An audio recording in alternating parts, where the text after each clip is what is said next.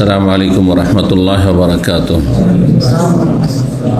إن الحمد لله نحمده ونستعينه ونستغفره ونعوذ بالله من شرور أنفسنا ومن سيئات أعمالنا.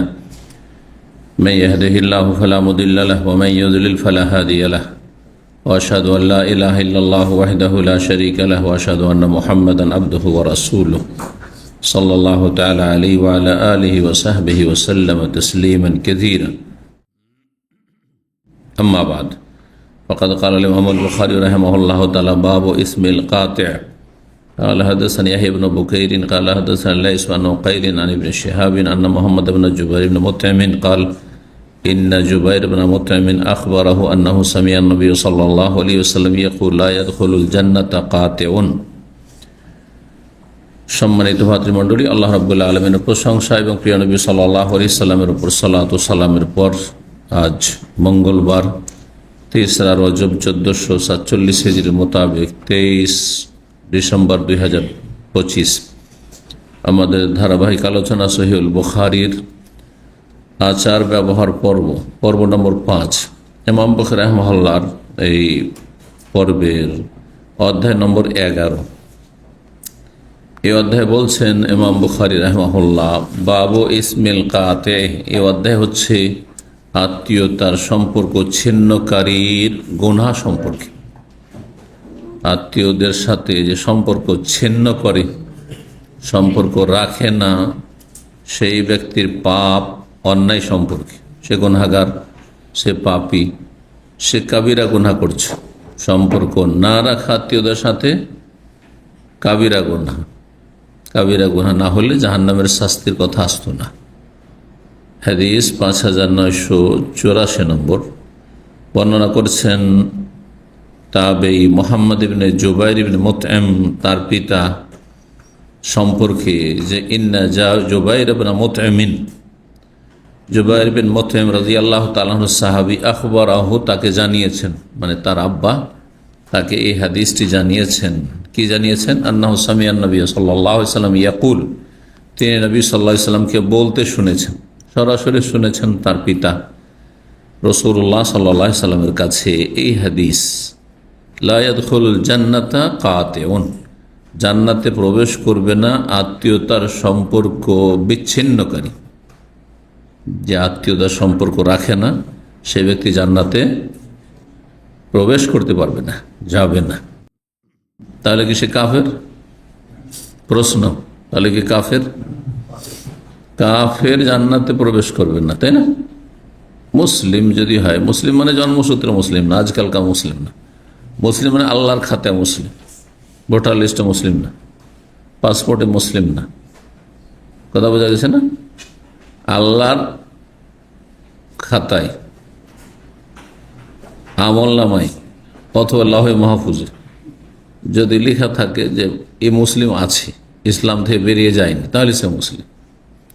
আজকাল অধিকাংশ মুসলিম ইসলাম থেকে বেরিয়ে আছে, বিনা বাড়াবাড়িতে বলা যেত অধিকাংশ মুসলিম ইসলাম থেকে, ইসলামের গণ্ডি থেকে, বর্ডার থেকে বেরিয়ে আছে। যারা শিরিক করে ইসলাম থেকে বেরিয়ে যায়, তাই না? মাজার পূজা করে বা বলে ওলি গোস কৌতুক দুনিয়াকে ধরে আছে, না হলে আল্লাহ মানুষের পাপের কারণে দুনিয়াকে কি করতো? হ্যাঁ, ধ্বংস করে দিত। গোস কৌতরা ধরে আছে, থেমে আছে, হ্যাঁ না? এই আকিদে অধিকাংশ সুফিদের, আর সুফি ইজমে বিশ্বাসী অধিকাংশ ভারত, বাংলাদেশ, পাকিস্তান মানুষ পীরতন্ত্রে বিশ্বাসী, কুফরি কথা। তারপরে যারা জেনারেল শিক্ষিত অধিকাংশ হচ্ছে সেকুলার, ধর্মনিরপেক্ষতা বিশ্বাসী, হয় নাস্তিক, একেবারে ঘোষিত নাস্তিক, আল্লাহ পরকাল বিশ্বাস করে না, অথবা সন্দিহান, সন্দেহ করাও কুফর। কেউ যদি সন্দেহ করে, বলছে আমি অবিশ্বাসী নয় কিন্তু আমার সন্দেহ আছে, সেও কাফের, মুসলমান না। সব ছাঁটাই হয়ে যাচ্ছে। কিন্তু ধর্ম নিরপেক্ষতা, যে বলে আমি নিরপেক্ষ, আমি ইসলামের পক্ষেও না আর হিন্দু ধর্মের পক্ষেও না, খ্রিস্টান ধর্মের পক্ষেও না, আমি বৌদ্ধ ধর্মের পক্ষেও না, নিরপেক্ষ, নিউট্রাল, সে মুসলিম, সেও কাফের। অধিকাংশ জেনারেল শিক্ষিত এরকম। কলেজ, ইউনিভার্সিটির সাথে সম্পর্কিত যারা আছে তাদের মেজরিটি হচ্ছে এই, যারা রাজনৈতিক দলের সাথে জড়িত আছে তাদের সিংহভাগই এরকম। তাহলে বাছাই ছাঁটাই করতে করতে করতে করতে তো ওই যে হাদিসে আছে যে আদম আলাইহিস সালামকে আল্লাহ বলবেন, আখরেজ বা আসা জাহান্নামীকে বের করে দাও, তোমার সন্তান তুমি জাহান্নামীগুলোকে আলাদা করে দাও, ছাঁটাই করে দাও। তখন আদম আলাইহিস সালাম আল্লাহকে বলবেন যে আল্লাহ কতটি বের করব? কি বলবেন আল্লাহ? হ্যাঁ, 1999টা জাহান্নামী বের করে দাও। চিন্তা করুন, ওই অবস্থায় তো। তারপরে বেনামাজি, নামাজ ছাড়া হচ্ছে কুফর। শতকরা 95 থেকে 98 জন বেনামাজি মুসলিম। যারা নামাজ পড়ে শুধু জুমা পড়ে তাদের ইসলামে কোনো অংশ নেই। এইখানে গেল এক ছাড়ে বড় একটা অঙ্ক ছাড়াই হয়ে চলে গেল। বুঝতে পারছেন না? তাহলে বেঁচে আছে কয়জন মুসলিম আল্লাহর খাতায় আমল নামাতে, এটা দেখার বিষয়।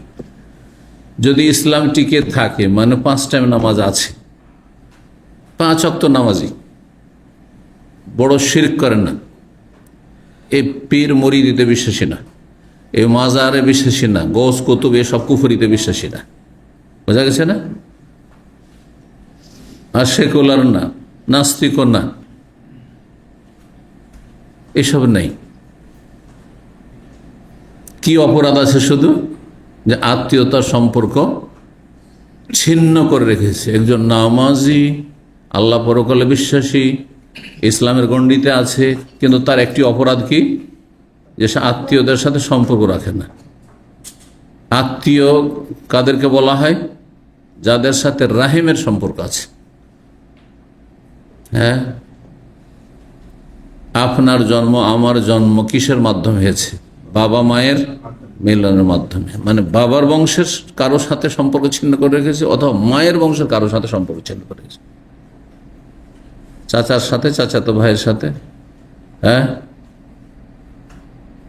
অথবা ফুফুর সাথে সম্পর্ক ছিল, উদাহরণস্বরূপ এইরকম।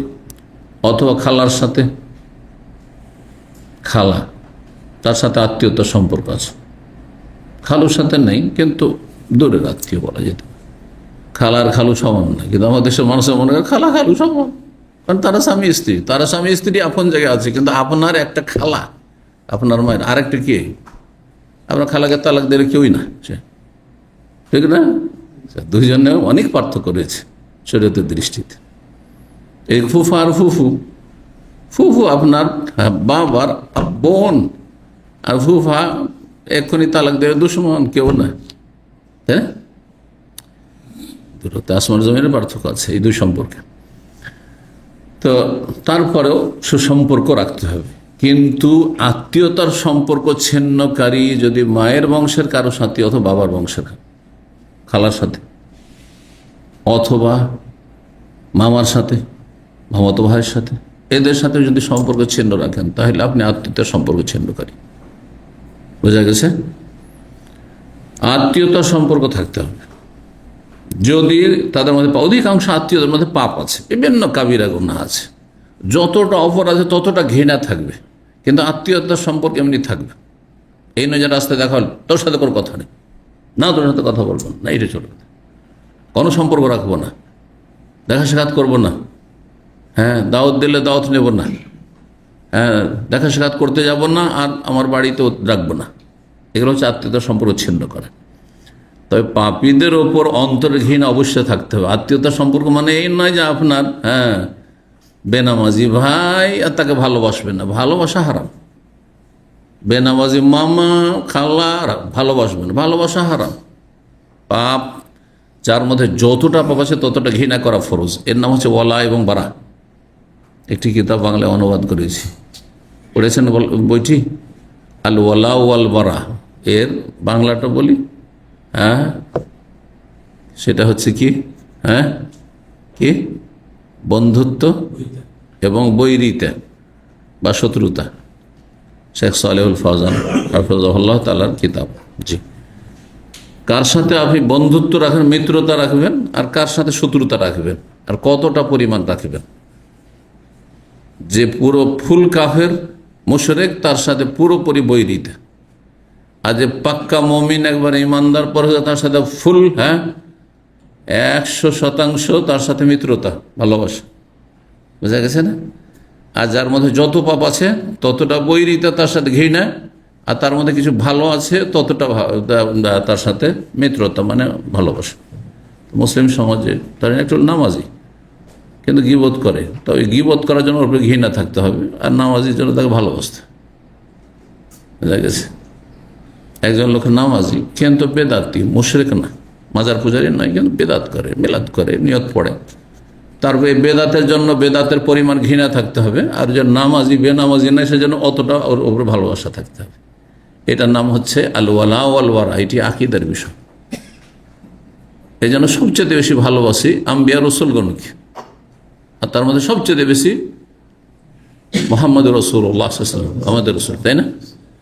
তারপরে সাহাবায়ে কেরামদেরকে সবচেয়ে বেশি ভালোবাসি, ঠিক না? বাপ মার চাইতে বেশি ভালোবাসি।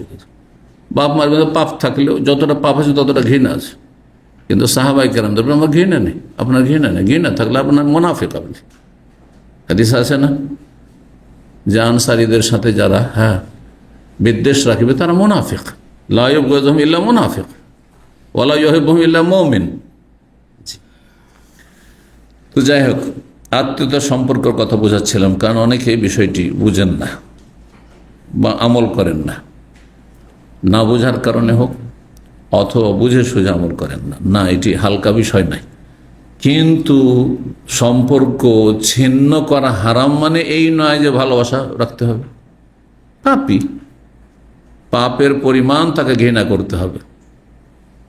যেমন ছোঁয়াচে রোগে আক্রান্ত, করোনার জামানা পার করে সবাই এসছেন, করোনার যুগে করোনার রোগী যদি থাকে, সর্দি কাশিও থাকে, আর আপনার আপনজন প্রিয়জন ঘনিষ্ঠ বন্ধু তো হাসপাতালে নিয়ে গেছেন, পাশে বসি, গাড়িতে বসি, নিয়ে যান না, দেখতে যাননি, তার সাথে খাওয়া দাওয়া করেননি, যেন সম্পর্ক ছিন্ন না, মোটেই করেননি, কিন্তু একটু দূরত্ব বজায় রেখে মাস্ক লাগিয়ে, যাতে তার ভাইরাস আমি আক্রান্ত না হয়।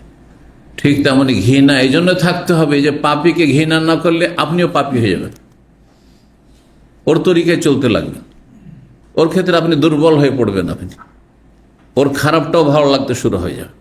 এমনটা হয় যে যাকে ভালোবাসে তার খারাপটা ভালো লাগে, আর যাকে ভালোবাসে না তার ভালোটাও খারাপ লাগে, বুঝছেন না? তো এই বদচরিত্রটা থাকলে হবে না যে আমি ভালোবাসি সেজন্য আপনার খারাপটাও ভালো লাগবে, পজিটিভ হয়ে যাবে, নেগেটিভটাও পজিটিভ হয়ে যাবে, আর আপনার সাথে একটু আমার মনোমালিন্য আছে সেজন্য আপনার ভালোটাও দেখতে পারি না, ওইটারও ভুল ব্যাখ্যা করছি। অহংকারী, দান সাদকা করলে অহংকারী, লোক দেখানো করছে। কেন লোক দেখানো? আপনার অন্তর জানি আমি। তো আত্মীয়তার সম্পর্ক ছিন্ন করা মানে কোনো যোগাযোগ না রাখা। সদাচরণের হক আছে, তার অভাবী হলে তাদের খোঁজ খবর নেওয়ার হক রয়েছে। সবচেয়ে বড় হক হচ্ছে তাদেরকে জাহান্নাম থেকে রক্ষা করা। আপনার খালা বেনামাজি, আপনার ফুফু বেনামাজি, আপনার চাচা বেনামাজি, আপনার মামা বেনামাজি, বেদিন বা মুশরিক বেদাতি, জাহান্নামে যাবে। সবচেয়ে বড় আত্মীয়তার সুসম্পর্ক যে এদেরকে দাওয়াত দেন আগে, পরকে দাওয়াত দেওয়ার আগে ঘরকে দাওয়াত দেন আপনি। এগুলো আত্মীয় স্বজন, এরা আপনার চোখের সামনে জাহান্নামে যাবে হাসরের মাঠে। আর যদি আপনি অবহেলা করেন আপনাকে জাহান্নামে যেতে হবে না। আত্মীয়তার সম্পর্ক রাখতেই হবে, কিন্তু তার মানে এই নয় যে ভালোবাসতেই হবে। ভালো না বেশেও আত্মীয়তার সম্পর্ক রাখা যায়, ভালো না বেশেও আত্মীয়তার সম্পর্ক রাখা যায়। যেমন আমি ছোঁয়াচে রোগের যেগুলো ভাইরাল রোগ, যেগুলো ভাইরাস আছে, হাসি পড়ছে খুব, একটু দূরত্ব বজায় রেখো, ওর সাথে চলাফেরা করছেন, খাওয়া দাওয়া করছেন, একই রুমে থাকছেন, অথবা হাসপাতাল নিয়ে যাচ্ছেন, গাড়িতে উঠাচ্ছেন, করছেন, অনেক সময় হয়েও আপনি আক্রান্ত হয়ে যাচ্ছেন। হচ্ছে পরিবারে দেখেন, আমরা যার পরিবার নিয়ে থাকি, একজন দিয়ে শুরু হলো, কারণ এদেরকে দূরে সরাইতে পারবো না। একজনের শরীর হলে, সর্দি কাশি শুরু হলে এই সময়টাতে আরও বেশি, আর তারপরে রাউন্ড সবাই অসুস্থ হলো, সবার জ্বর, সবার গলার ব্যথা, সবার সর্দি কাশি, তারপরে তাদের সাথে আছি। কিন্তু একটু দূরে থাকার চেষ্টা করা, এটা কোনো দোষণীয় নেই। দূরত্ব বহাল রেখে তাদের হিতাকাঙ্ক্ষী হইতে হবে, তাদের চিকিৎসার ব্যবস্থা করতে হবে। জি, ওই রকমই আত্মীয়দের মধ্যে যারা খারাপ, তারা হচ্ছে রোগীর মতো। আমি বলি যে পাপী রোগীর মতো। রোগী থেকে যেমন দূরত্ব থাকবেন কিন্তু রোগীকে ভালো করার চেষ্টা করবেন, তেমনি পাপীদের থেকে দূরে থাকবেন যাতে আপনি পাপী না হয়ে যান, ওদের মতো খারাপ না হয়ে যান, কিন্তু তাদেরকে ভালো বানাবার চেষ্টা করবেন, তাদের রোগ ভালো করার চেষ্টা করবেন। এর চাইতে ভালো উদাহরণ কিছু হয় না। তো লা ইয়াদখুলুল জান্নাতা কাতিউন, জান্নাতে যাবেন আত্মীয়তার সম্পর্ক ছিন্নকারী। আবার ফিরে আসি এত কথার পরে, যে তাহলে কি আত্মীয়তার সম্পর্ক ছিন্ন করা কুফরি কাজ না ফাসিকি কাজ? ফাসিক কাজ, কাফের হয় না। কিন্তু জান্নাতে যাবে না যে বলা হয়েছে, এর ব্যাখ্যা কি? একটা শব্দ দিয়ে ব্যাখ্যা করতে পারবেন, সেটা কি? দখুলান আউয়ালিয়ান। প্রথমখানে জান্নাতে যাবে না, যতই মুসল্লি হোক না কেন, আর যতই সালাফি আর আহলে হাদিস হোক না কেন, আত্মীয়তার সম্পর্ক ছিন্নকারী আর যতই নেক আমল থাক না কেন, এই একটি অপরাধের কারণে প্রথমখানে জান্নাতে যেতে পারবে না, জাহান্নামে যাবে আর জ্বলে তারপরে আসবে। কাফারা যখন মোচন হবে তখন আসবে, অথবা রাসূলুল্লাহ শাফাত হবে, কোন আল্লাহর বান্দার শাফাত হবে, হ্যাঁ, অথবা আল্লাহর রহমত হবে, সেটা ভিন্ন বিষয়। কখনো কখনো এই জাহান্নামের শাস্তির যে ধমক দেওয়া হয়েছে বা শাসানির কথা বলা হয়েছে, এটা রহমতের কারণে হালকা হয়ে যেতে পারে। এটা মনে রাখতে হবে যে আত্মীয়তা সম্পর্ক ছিন্নকারী জান্নাতে যাবে না মানে ওকে জাহান্নামে যেতেই হবে, এটা হচ্ছে আসল। কিন্তু আমরা তো গায়েব জানি না, হতে পারে আল্লাহর রহমত হয়ে গেছে। এই জন্য কবরের আযাব হচ্ছিল, সেখানে মাফ হয়ে গেছে হয়তো, অথবা দীর্ঘদিন কবরে আযাব চলার পরে ওতেই কাফারা হয়েছে, ওইখানে জাহান্নামের শাস্তি ভোগ করে নিয়েছে, তো জাহান্নামে যেতে হইল না। আমার একটি লেকচার আছে, জাহান্নামের আযাব থেকে রক্ষার 10টি উপায়, গুরুত্বপূর্ণ। কিন্তু ইমাম ইবনে তাইমিয়া রাহিমাহুল্লাহ, ইমাম ইবনে কাইয়্যিম আলোচনা করেছেন। পাপীর জন্য, ভালো মানুষের জন্য এটি কথা বলছেন। ভালো মানুষ তো, ভালো মানুষের আমল আছে, আমল আল্লাহর রহমতের ওসিলা হবে। আল্লাহর রহমতে সবাই জান্নাত যাবেন, কিন্তু আল্লাহর রহমতের মাধ্যম হবে কি? মানুষের ঈমান এবং নেক আমল। কিন্তু পাপীর জন্য 10টি মাধ্যম আছে জাহান্নাম থেকে রক্ষার, যেগুলি বলার এখানে সময় নেই, কিন্তু আলোচনাটি শুনতে পারেন। তো জান্নাতে যাবে না আত্মীয়তার সম্পর্ক ছিলেন কাতেউন, মানে কাতেউল রাহিম বা কাতেউর রাহিম, আত্মীয়তার সম্পর্ক ছিন্নকারী, মানে প্রথমখানে জান্নাতে যাবে না। এটি হচ্ছে তার পানিশমেন্ট। যেমন আজকালকার আইন কানুনে, দেশের যে রাষ্ট্রীয় আইন, তাতে বিভিন্ন অপরাধের, ক্রাইমের বিভিন্ন শাস্তি আছে। মার্ডার কেসে 5 বছর জেল ধরেন, হ্যাঁ, একটা উদাহরণস্বরূপ বলছি। চোরের এতদিনের জেল, হ্যাঁ, ঘুষের, হ্যাঁ, এতদিনের জেল। সৌদি আরবে আমি যতটা জানি যে কোনো পুলিশকে ঘুষ দিতে গেছেন 1 বছর জেল। একজন বাংলাদেশি, ওটা চিনতাম, সেটা বিয়ের সাথে সব ঠিক করেছে, বিয়ে করবে দেশে গিয়ে, অনেক বছর আগে, প্রায় 2000 সালের দিকে ঘটনা। তো দেশে যাবে আর গাড়ি চালাতো, ড্রাইভিং করতো। তখনকার যুগে তো আর এই 3000 ছিল না, এখন তো সবাই ভয় পায়। তখন 500 রিয়াল দিয়ে কন্ট্রোল করা যেত না। হ্যাঁ, তো সিগন্যাল ক্রস করে চলে গেছে, হ্যাঁ, রেড হওয়ার পরে পুলিশে ধরে নিয়েছে। পুলিশে ধরে তো ভাবছে যে 500 রিয়াল গান আমার লাগবে, কি জেলও নিয়ে যেতে পারে, তো জেল থেকে বাঁচার জন্য, অথচ কয়েক ঘন্টার বা 1 দিনের জেল ছিল, হয়তো ছিল। 100 টাকা বকশিস দিতে গেছে ওকে, 100 টাকা যেমনই বের করে দিয়েছে। পুলিশটা ছিল ধার্মিক, অথচ সাথে সাথে ওকে গাড়িতে উঠিয়ে নিয়ে গিয়ে জেল হাজতের থানায় ঢুকিয়ে দিল, যে আমাকে রাষ্ট্র ঘুষ দিচ্ছিল। ছিল কেস কিসের? ট্রাফিক কেস ছিল, সামান্য হালকা ছিল।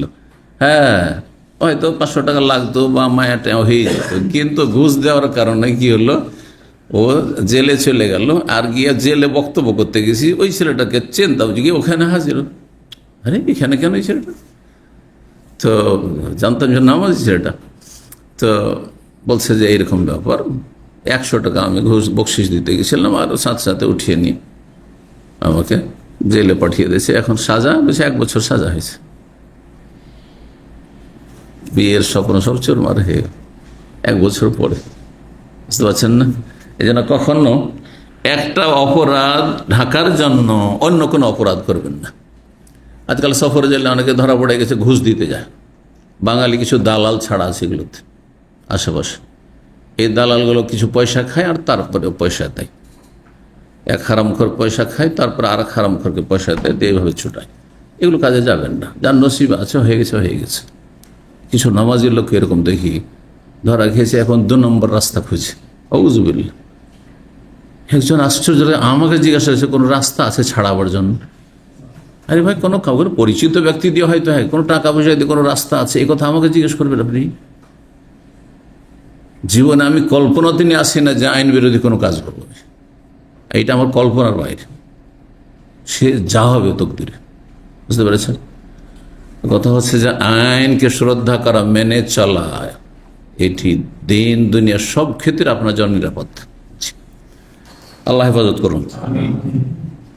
এই দিনদারি চলবে না যে আমি নামাজ পড়ি সহি আকীদার এদিকে ঘুষ দিচ্ছে, হ্যাঁ, আমার আত্মীয়কে সফরজেল থেকে বের করার জন্য। হারাম কাজ এটা। কোন সহি আকীদার হইলেন আপনি যে হারাম কাজ করবেন? আপনার আত্মীয়কে ছাড়াইতে হবে। যা হয়েছে হয়েছে, চলে যাবে। নাহলে কোনো পরিচিত লোক পেলে ছাড়ান, যদি পরিচিতের মাধ্যমে, সেটা আলাদা কথা। কিন্তু ঘুষের রাস্তা হারাম, কাবিরা গুনাহ, জাহান্নামে যাওয়ার কাজ। আল্লাহ হিদায়াত করুন। জান্নাতে যাবেন আত্মীয়তার সম্পর্ক ছিন্নকারী, তাহলে বুঝতে পারলেন, মানে প্রথমখানে জান্নাতে যাবেন না। এই নয় যে চিরস্থায়ী জাহান্নামী। চিরস্থায়ী জাহান্নামী একমাত্র কে? যার ইমান ভঙ্গ হয়েছে, যে কাফের, ইসলামের গণ্ডিতে নেই, আসেই নিয়ে, হয়তো অমুসলিম অথবা ইসলামে জন্ম নিয়েছিল কিন্তু ইসলামের মধ্যে থাকেনি, 14 বছর পর্যন্ত ইসলামের মধ্যে এমনিতে থাকে। ওর একটা চান্স ছিল যে জন্মসূত্রে মুসলিম, কিন্তু যেমনই সাবালক হয়েছে তেমনই এখন চয়েসের মধ্যে ও চয়েস করেছে নাস্তিকতা, চয়েস করেছে সে ধর্ম নিরপেক্ষতা, চয়েস করেছে সে আপনার ধরেন মাজার পূজা, হ্যাঁ, আর কিছু। সুতরাং ইমান ভঙ্গ করেছে, ইমান ভঙ্গ করেছে। বেনামাজি হওয়া চয়েস করেছে, নামাজ পড়ে না, 15 বছর বয়স সাবালক হয়েছে, নামাজ পড়ে না, তাহলে তার ইসলামে কোনো অংশ নেই, তখন স্থায়ী জাহান্নামী একমাত্র। এটি পার্থক্য আহলুস সুন্নাত ওয়াল জামাতের খাওয়ারেজ আর মুতাজিলার সাথে। খারেজি জঙ্গিরা আর মুতাজিলা ওরা বলছে যে জান্নাত না হয় জাহান্নাম, মাঝামাঝি কিছু নেই, অস্থায়ী জাহান্নাম বলে কিছু নেই। বাংলাদেশে কিছু বক্তাও এরকম আছে, মুতাজিলা বা খারিজি বক্তা, বুঝছেন না? জামাতি কিছু খারিজি বক্তা আছে, তাদের বক্তব্য জাহান্নাম তো জাহান্নাম, আর জাহান্নাম থেকে হমাহম্বে খারেজে মেনা, জাহান্নাম থেকে বের হবে না, এটা শুধুমাত্র কাফের জন্য। কিন্তু মুসলিম যদি ইসলামে গণ্ডিত থেকে চোর ডাকাত যাই হোক না কেন, একদিন না একদিন জান্নাতে আসবে জাহান্নাম থেকে বেরিয়ে। এটা হচ্ছে আহলে সুন্নাত ওয়াল জামাতের আকীদা। আর এর ভিন্ন আকীদা স্থায়ী জাহান্নামী, না হয় স্থায়ী জান্নাতি, মাঝামাঝি কিছু নাই। এটা হচ্ছে গুমরা ফিরকাদের আকীদা, বাতিল আকীদা। আল্লাহ এ ভ্রান্ত আকীদা থেকে হেফাজত করুক। 12 নম্বর অধ্যায় হচ্ছে বাবু মান বসে তালা ফিরিজ সালাতির রাহিম। এ অধ্যায় হচ্ছে কারো যদি রেজেকের দ্বারকে প্রশস্ত করা হয়, কারো রুজিকে প্রশস্ত করা হয়, মানে আল্লাহ রাব্বুল আলামিন আপনার রুজি, রুজি মানে সাধারণ মানুষরা বুঝে যে শুধু টাকা পয়সা, খাওয়া দাওয়া, তাই না? রুজি মানে আপনার ভাগ, আপনার অংশ। রিজিকের শাব্দিক অর্থে হচ্ছে নসিব, মানে আপনার ভাগ, অংশ। আপনার অংশ এলমে, আপনার অংশ আমলে, আপনার অংশ আয়ুতে, আপনার আমার অংশ হচ্ছে রিজিকে, টাকা পয়সায়, হ্যাঁ, আপনার অংশ হচ্ছে সুস্থতায়, সুস্থতা রিজিক, আপনার সব কিছু রিজিক। তো আপনার ভাগে যা কিছু আল্লাহ বন্টন করে দিয়েছেন এটার নাম রিজিক। কিন্তু রিজিক শব্দটিকে বাংলাভাষী বা উর্দু ভাষীরা কি করেছে, একেবারে সীমিত করে দিয়েছে যে আমি, হ্যাঁ, আল্লাহ আমাকে অনেক রিজিক দিয়েছেন, মানে আয়ু বুঝে না, সুস্থতা বুঝে না, ছেলে মেয়েকে রিজিক বলে না, অথচ ছেলে মেয়ে 4-10 সহবাসের দোয়াতে মারা জাক্তানা আছে, ওখানে টাকা পয়সার কথা আছে নাকি? বিসমিল্লাহে আল্লাহ জান্নাবিনা শাইতান ওয়া জান্নাবিশ শাইতান মা রাযাকতানা, যা আমাকে রিজিক দেবে, মানে ছেলে মেয়ে। ওখানে টাকা পয়সার কথা কোথায় আসলে? ওখানে খাওয়া দাওয়ার কথা, খাদ্য পানীয়র কথা কোথায় আসলে? বুঝতে পারছেন না? তাহলে রিজিক মানে আমাদের দেশে ভুল মানে অর্থ বুঝে আছে। রিজিক আপনার অংশ, আপনার রিজিক, আপনার ভাগটা আমি কেড়ে নিতে পারবো না, আমার ভাগ আপনি নিতে পারবেন, অসম্ভব। আল্লাহ সব কিছু ভাগ বন্টন করে দিয়েছে, এর নাম রিজিক। রিজিককে যদি আপনার প্রশস্ত করতে চান, আপনার সুস্থতা বাড়াইতে চান, আপনার ছেলে মেয়ে বাড়াতে চান, ছেলে মেয়েদের উন্নতি বাড়াতে চান এবং নিজের আয়ু বাড়াতে চান, নিজের টাকা পয়সা বাড়াতে চান, নিজের সব কিছু দুনিয়ার সুখ শান্তি বাড়াতে চান, হ্যাঁ, আপনার ইমান আমল বাড়াইতে চান, এলেম বাড়াইতে চান, সব কিছু। আমার এলেম আমার রিজিক, এলেম সবচেয়ে উত্তম রিজিক, কারণ এলেমের মাধ্যমে মানুষ হেদায়েত পায়। এলেম না থাকলে মানুষ হেদায়েত পেত না, দিনের জ্ঞান ওহির জ্ঞান না থাকলে। তো যার রিজিককে কি করা হয়, প্রশস্ত করা হয় কিসের কারণে? লেসেলাতের রহম, আত্মীয়তার সুসম্পর্কের কারণে। যে যত বেশি আত্মীয়দের সাথে সুসম্পর্ক রাখবে তার রিজিককে আল্লাহ তত বেশি বৃদ্ধি করবেন, রিজিককে আল্লাহ প্রশস্ত করে দেবেন। এই জন্য দেখা যায় যারা যত বেশি ভাই বোনের জন্য খরচ করেছে, যত বেশি মা বাবার জন্য খরচ করেছে, তত বেশি কিন্তু সুখী আছে। এর নজির আমি আমার চোখের সামনে বহু লোক দেখি। 5 ভাই 10 ভাইয়ের মধ্যে সবচেয়ে বেশি যে ত্যাগ স্বীকার করেছে, যে সবচেয়ে বেশি বাপ মায়ের জন্য খরচ করেছে, বড় ছেলে অথবা মেজর ছেলে, আগের গুলো, যে সবচেয়ে বেশি অবদান রেখেছে সংসারে, ভাই বোনদের ক্ষেত্রে সবকে মানুষ করেছে, বিয়ে শাদী দিয়েছে, আর কত কি করেছে, এত করার পরে ওই বেশি সুখী। আর ছোট ভাইগুলো যে বড় ভাইয়ের হোটেলে খেয়েছে, বাপের হোটেলেও খেয়েছে আর বড় ভাইয়ের হোটেলেও খেয়েছে, আর তারপরে বড় মেজ ভাইয়ের ইনকাম করার টাকা দিয়ে বাপের নামে মায়ের নামে জমিতে সমান সমান ভাগ নিয়েছে, না জায়েজ কাজ ওর বাপ করেছে, মা করেছে, ভাগ নিয়েছে। আর তারপরে যখন ভাগ সমান সমান বড় ভাইয়ের সাথে ভাগ নিয়ে বের হয়েছে, জুদা সেপারেট হয়েছে, তখন স্বামী স্ত্রী শুধু 2 জন খানেওয়ালা, আর এ বড় ভাইদের 10 জন করে হয়তো মেম্বার। তারপরেও বড়রাই সুখী আর ওই ছোটগুলোই অভাবী, অসুখ বিসুখ বালা মুসিবতের শেষ নেই। বাস্তবতা কিন্তু কিসের কারণে? এদের কোনো অবদান নেই, না ভাই বোন মানুষ করেছে, না বাপ মায়ের জন্য খরচ করেছে, ফিরি ফিরি খেয়েছে পরের হোটেলে, আর তারপরে কৃপণতা করেছে, দেওয়ার থাকলেও দেয়নি, আর আল্লাহকে দিতে দিয়েছে। যে যত বেশি দিয়েছে এর ওপর অতিরিক্ত দান সাদাকা। আর এটা শুধু ভাই বোনের সীমিত না, আত্মীয়দের, চাচারা আছে, খালা আছে, ফুফু আছে, মামা আছে, আত্মীয় স্বজন আছে, তাদের সাথে দেখা সাক্ষাৎ হলো, তাদের যে যত বেশি, এক কথাই দান সাদকা করেছে, অথবা যে যত বেশি আত্মীয়দেরকে হাদিয়া তোহফা দিয়েছে, উপঢৌকন দিয়েছে, তাদের সাথে সুসম্পর্ক করেছে, মনটা বড় করেছে, তত বেশি আল্লাহ খুলে দিয়েছে। মায়েশা রাদিয়াল্লাহু তাআলা সহিহ মুসলিমের হাদিস জন্য বলেছেন নবী সাল্লাল্লাহু আলাইহি ওয়াসাল্লাম, লা তুহসি ফায়ুহসিল্লাহু আলাইক, হে আয়েশা, তুমি কাউকে দেওয়ার সময় গুনে গুনে দিও না, এত দিলাম এত দিলাম, 1 2 3 100 রিয়াল চলে গেল, নাহলে আল্লাহ গুনে গুনে দিবেন যে আমি এতটা দিলাম। বিনা হিসাবে দাও, বিনা হিসাবে আল্লাহ দেবেন। এগুলো শুধু মৌখিক বলার নাম নয়, আর এগুলো শোনার নাম নয়, এগুলো ঈমান ইয়াকিনের বিষয় আর আমলের বিষয়। আমার কথা বুঝতে পারছেন না? আমি বলছি আর আপনার শুনছেন, জানছেন, বলা পর্যন্ত সীমিত আমার কথা, আর আপনাদের শোনা পর্যন্ত সীমিত। আপনি এগুলোর উপরে বিশ্বাসও করলেন না, আর বিশ্বাস করলেও আমল করলেন না। আপনি টাকা পয়সার মায়াতে যে দিলেই তো কমে যাবে, তাহলে কখনো বরকত পাবেন না, কখনো এই ফজিলতগুলো পাবেন না। তাহলে আসলে আমাদের কি করতে হবে? কোরআন সুন্নাহর ওপর এগুলো ওহী ইয়াকিন করতে হবে, দৃঢ় বিশ্বাস করতে হবে, এবং সেই অনুযায়ী আমল বাড়াইতে হবে, আমল বাড়াইতে হবে। আর একটা জিনিস মনে রাখবেন, যে যত বেশি দান সাদকা করে, আত্মীয়দের সাথে সুসম্পর্ক, তার মনটা তত বড় থাকে, সে মানসিক দিকে তত শান্তিতে থাকে। কারণ সে কারো খাওয়াইতে পারে, কারো কাছ থেকে নেই না, দিতে পারে, মনটা বড় থাকে। আর মনটা বড় থাকলে মন প্রশস্ত হয়। এটাকে কোরআন ভাষায় সরহুস সাদর বলা হয়েছে। একটি সূরার নাম আলাম নাশরাহ লাকা সাদরাক। নবী সাল্লাল্লাহু আলাইহি ওয়াসাল্লাম সম্পর্কে আল্লাহ বলছেন, এবং মুমিনদের সম্পর্কে অন্য আয়াতে বলা হয়েছে, তোমার অন্তরটিকে আমি কি প্রশস্ত করে দিনি? অন্তরকে কি তোমার উন্মুক্ত করে দিনি, একবার উদার করে দিনি? উদার মনের মানুষ সবাই প্রশংসা করবে, উদার মনের মানুষ শান্তি পাবে না, তাদের কখনো ডিপ্রেশন হয় না, হার্ট অ্যাটাকের ঝুঁকি কম থাকে, বুঝতে পেরেছেন? টেনশন থাকে না, কারণ কাউকে দেওয়ার পরে দুনিয়ার আশা করে না, আল্লাহ সন্তুষ্ট দিতে থাকে। কে কি করছে এটা দেখার বিষয় নয়, আমি রবকে খুশি করতে পেরেছি কিনা এবং আমি দিতে পারছি না দেখার বিষয়, আমাকে কে দিল না দিল, খোঁজ নিল না, এগুলো দেখার বিষয় নয়। আল্লাহ যেন আমাদের সকলকে তৌফিক দান করেন, আমল করার চেষ্টা করবেন, আল্লাহ আমাদের সকলকে তৌফিক দান করেন। 5985 নম্বর হাদিস বর্ণনা করেছেন আবু হুরায়রা রাদিয়াল্লাহু তাআলা আনহু, তিনি বলছেন সামিআতু রাসূলুল্লাহ সাল্লাল্লাহু আলাইহি ওয়াসাল্লাম ইয়াকুল, আমি রাসূলুল্লাহ বলতে শুনেছি, মান সাররাহু, কাউকে যদি পছন্দ লাগে, কারো যদি পছন্দ হয়, কি পছন্দ, আইয়ুবসাতা লাহু ফি রিজকিহি, যে আল্লাহ তার রিজিককে প্রশস্ত করে দিক, এক, ওয়া আইয়ুনসা লাহু ফি আসারি, এবং তার আয়ুকে বৃদ্ধি করে দিক। একটু আগে বললাম রিজিকের মধ্যে আয়ু আছে, কিন্তু আয়ুর বিষয়টি দুনিয়ার নিয়ামতের ক্ষেত্রে গুরুত্বপূর্ণ।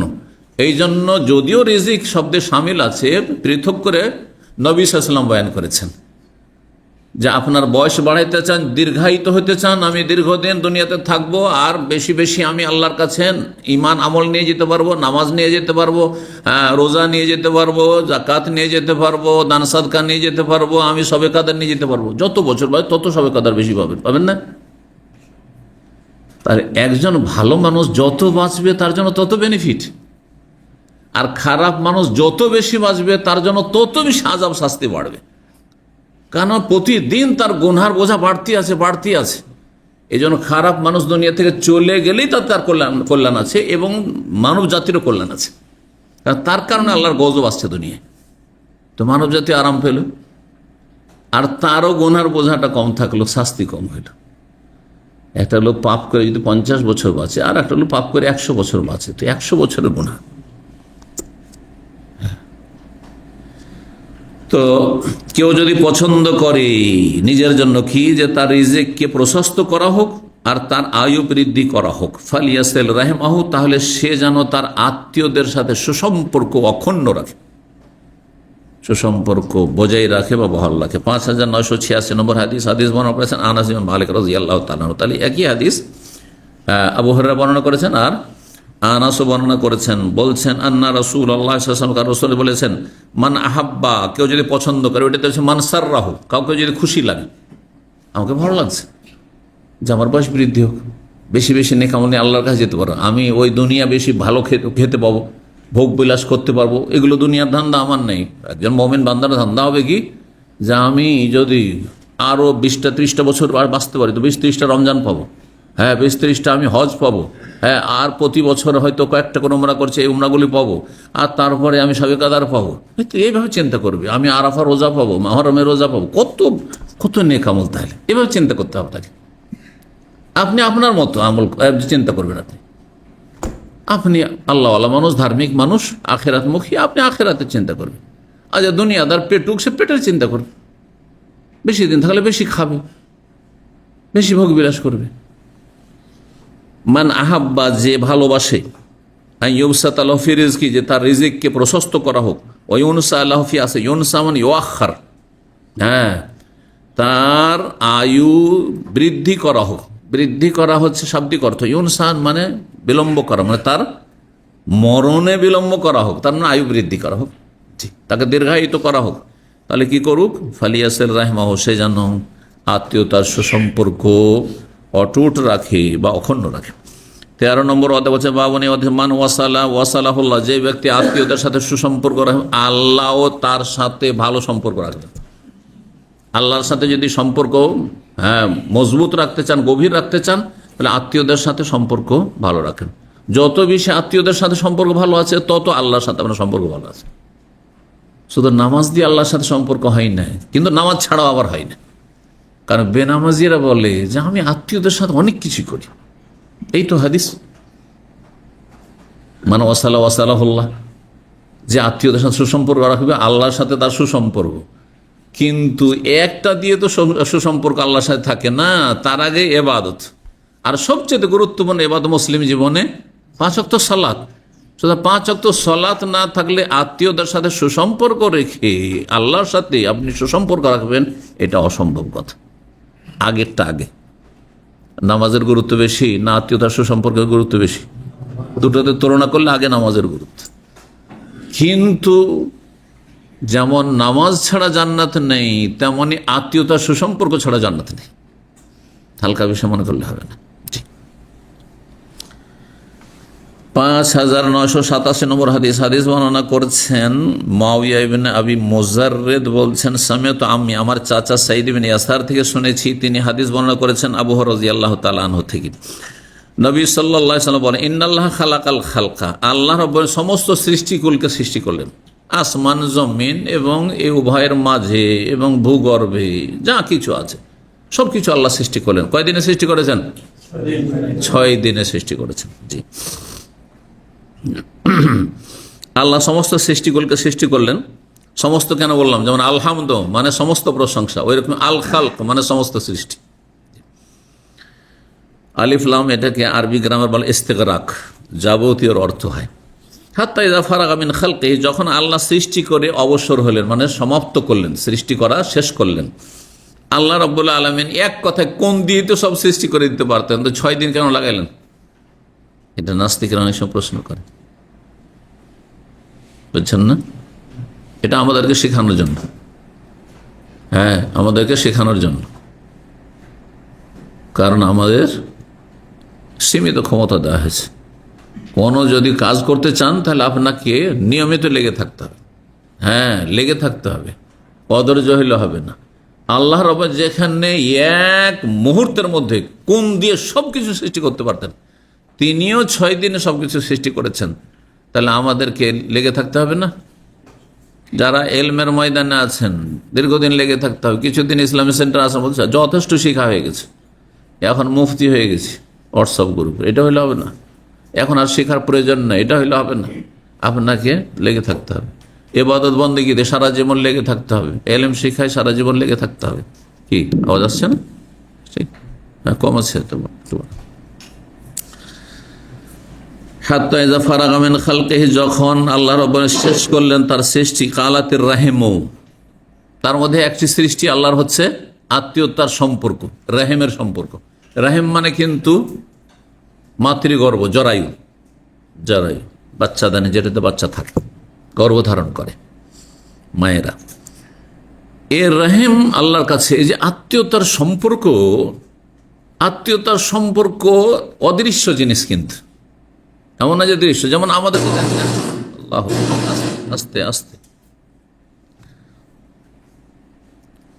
আত্মীয়তার সম্পর্ক অদৃশ্য জিনিস, কিন্তু অদৃশ্যকে আল্লাহ রাব্বুল আলামিন, আমাদের কাছে অদৃশ্য কিন্তু আল্লাহ রাব্বুল আলামিনের কাছে সবকিছুই সহজ, তাই না?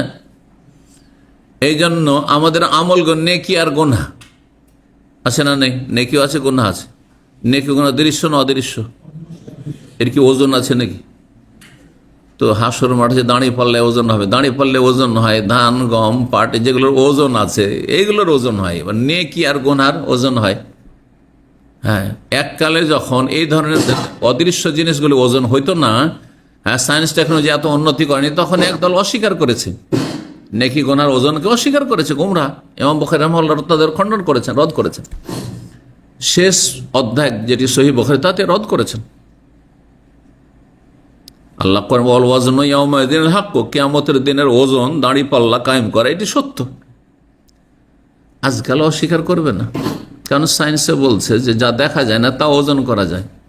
হ্যাঁ, থার্মোমিটারে আপনার জ্বর আমার জ্বর, তারপরে বিপি হাই না লো, হ্যাঁ সব কিছু চেক করে নিচ্ছে। এগুলো অদৃশ্য জিনিস, তাই না?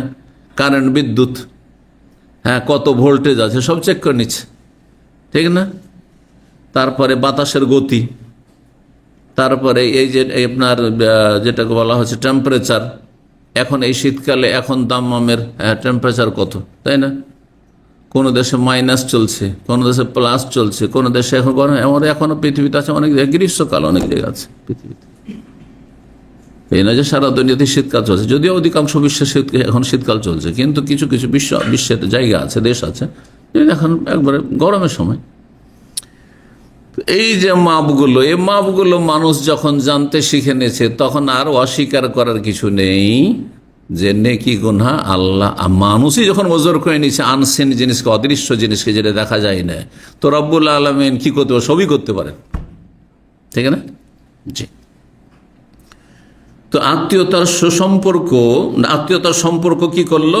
আল্লাহর সামনে দাঁড়িয়ে গেল। এটি আল্লাহর একটি সৃষ্টি।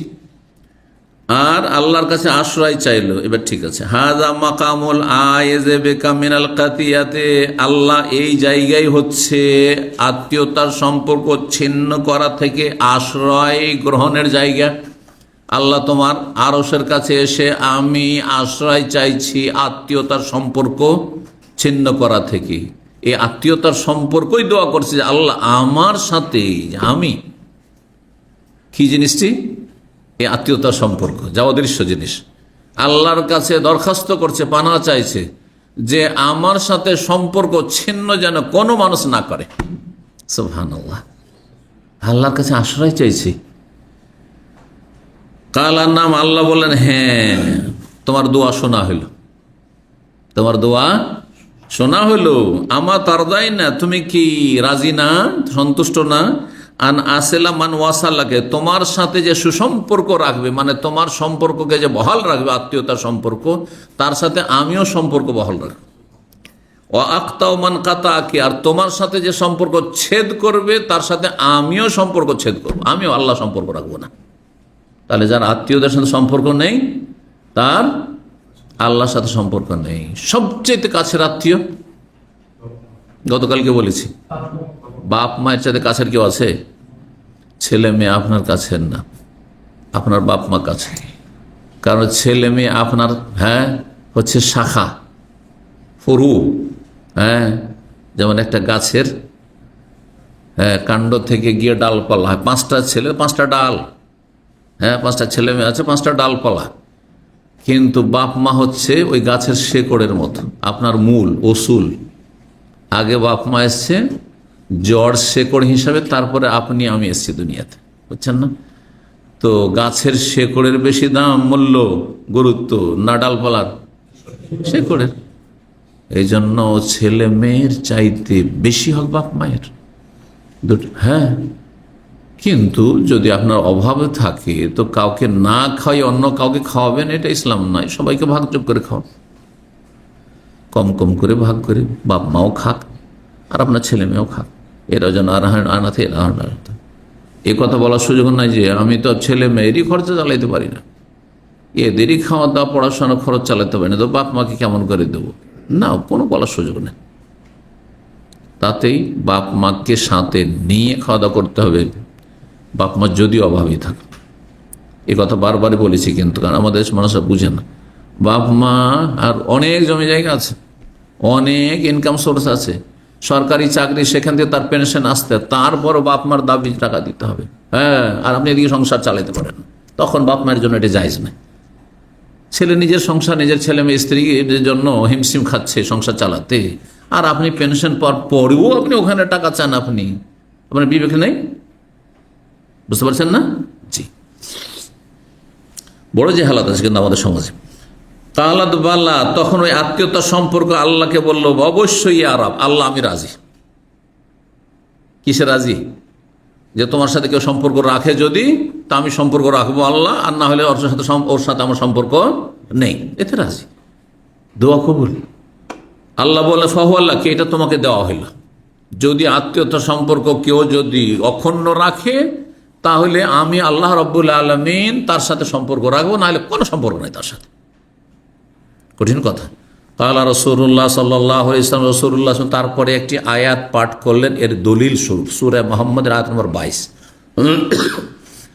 ফাকরাউ ইন শি'তুম, বলছেন নবী সাল্লাল্লাহু আলাইহি ওয়াসাল্লাম, এর দলিল যদি কোরআন থেকে জানতে চাও, এই কথা সত্যায়ন চাও, তাহলে তোমরা চাইলে পড়ে দেখতে পারো এই আয়াত, ফাহাল আসাইতুম ইন তাওয়াল্লাইতুম। ফাহাল আসাইতুম, আল্লাহর ক্ষেত্রে আশা শব্দটি ব্যবহারের নিশ্চিতের অর্থে হয়, নিঃসন্দেহে। ইন তাওয়াল্লাইতুম, তোমরা যদি, এর দুটো অর্থ রয়েছে, দুটি করছি, একটা করি। প্রথম, ইন তাওয়াল্লাই, তোমরা যদি মুখ ফিরিয়ে নাও, মানে আল্লাহর বিধান না মানে যে আত্মীয়তার সঙ্গে সম্পর্ক রাখতে হবে, এটা হচ্ছে আল্লাহর বিধান, ফরজ। তোমরা তো মুখ ফিরিয়ে নাও, বিমুখ হয়ে যাও, আত্মীয়তার সম্পর্ক না রাখো, আনতুফসিদু ফিল আরদ, আর তোমরা পৃথিবীতে বিপর্যয় বিশৃঙ্খলা সৃষ্টি করো, ফাসাদ সৃষ্টি করো। তাহলে আত্মীয়তার সম্পর্ক ছিন্ন করা হচ্ছে ফাসাদি কাজ,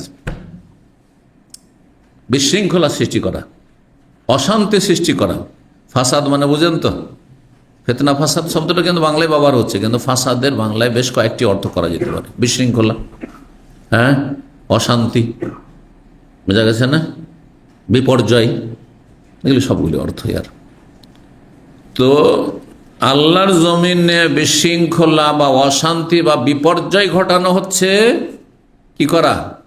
আত্মীয়তার সম্পর্ক থেকে বিমুখ হয়ে যাওয়া।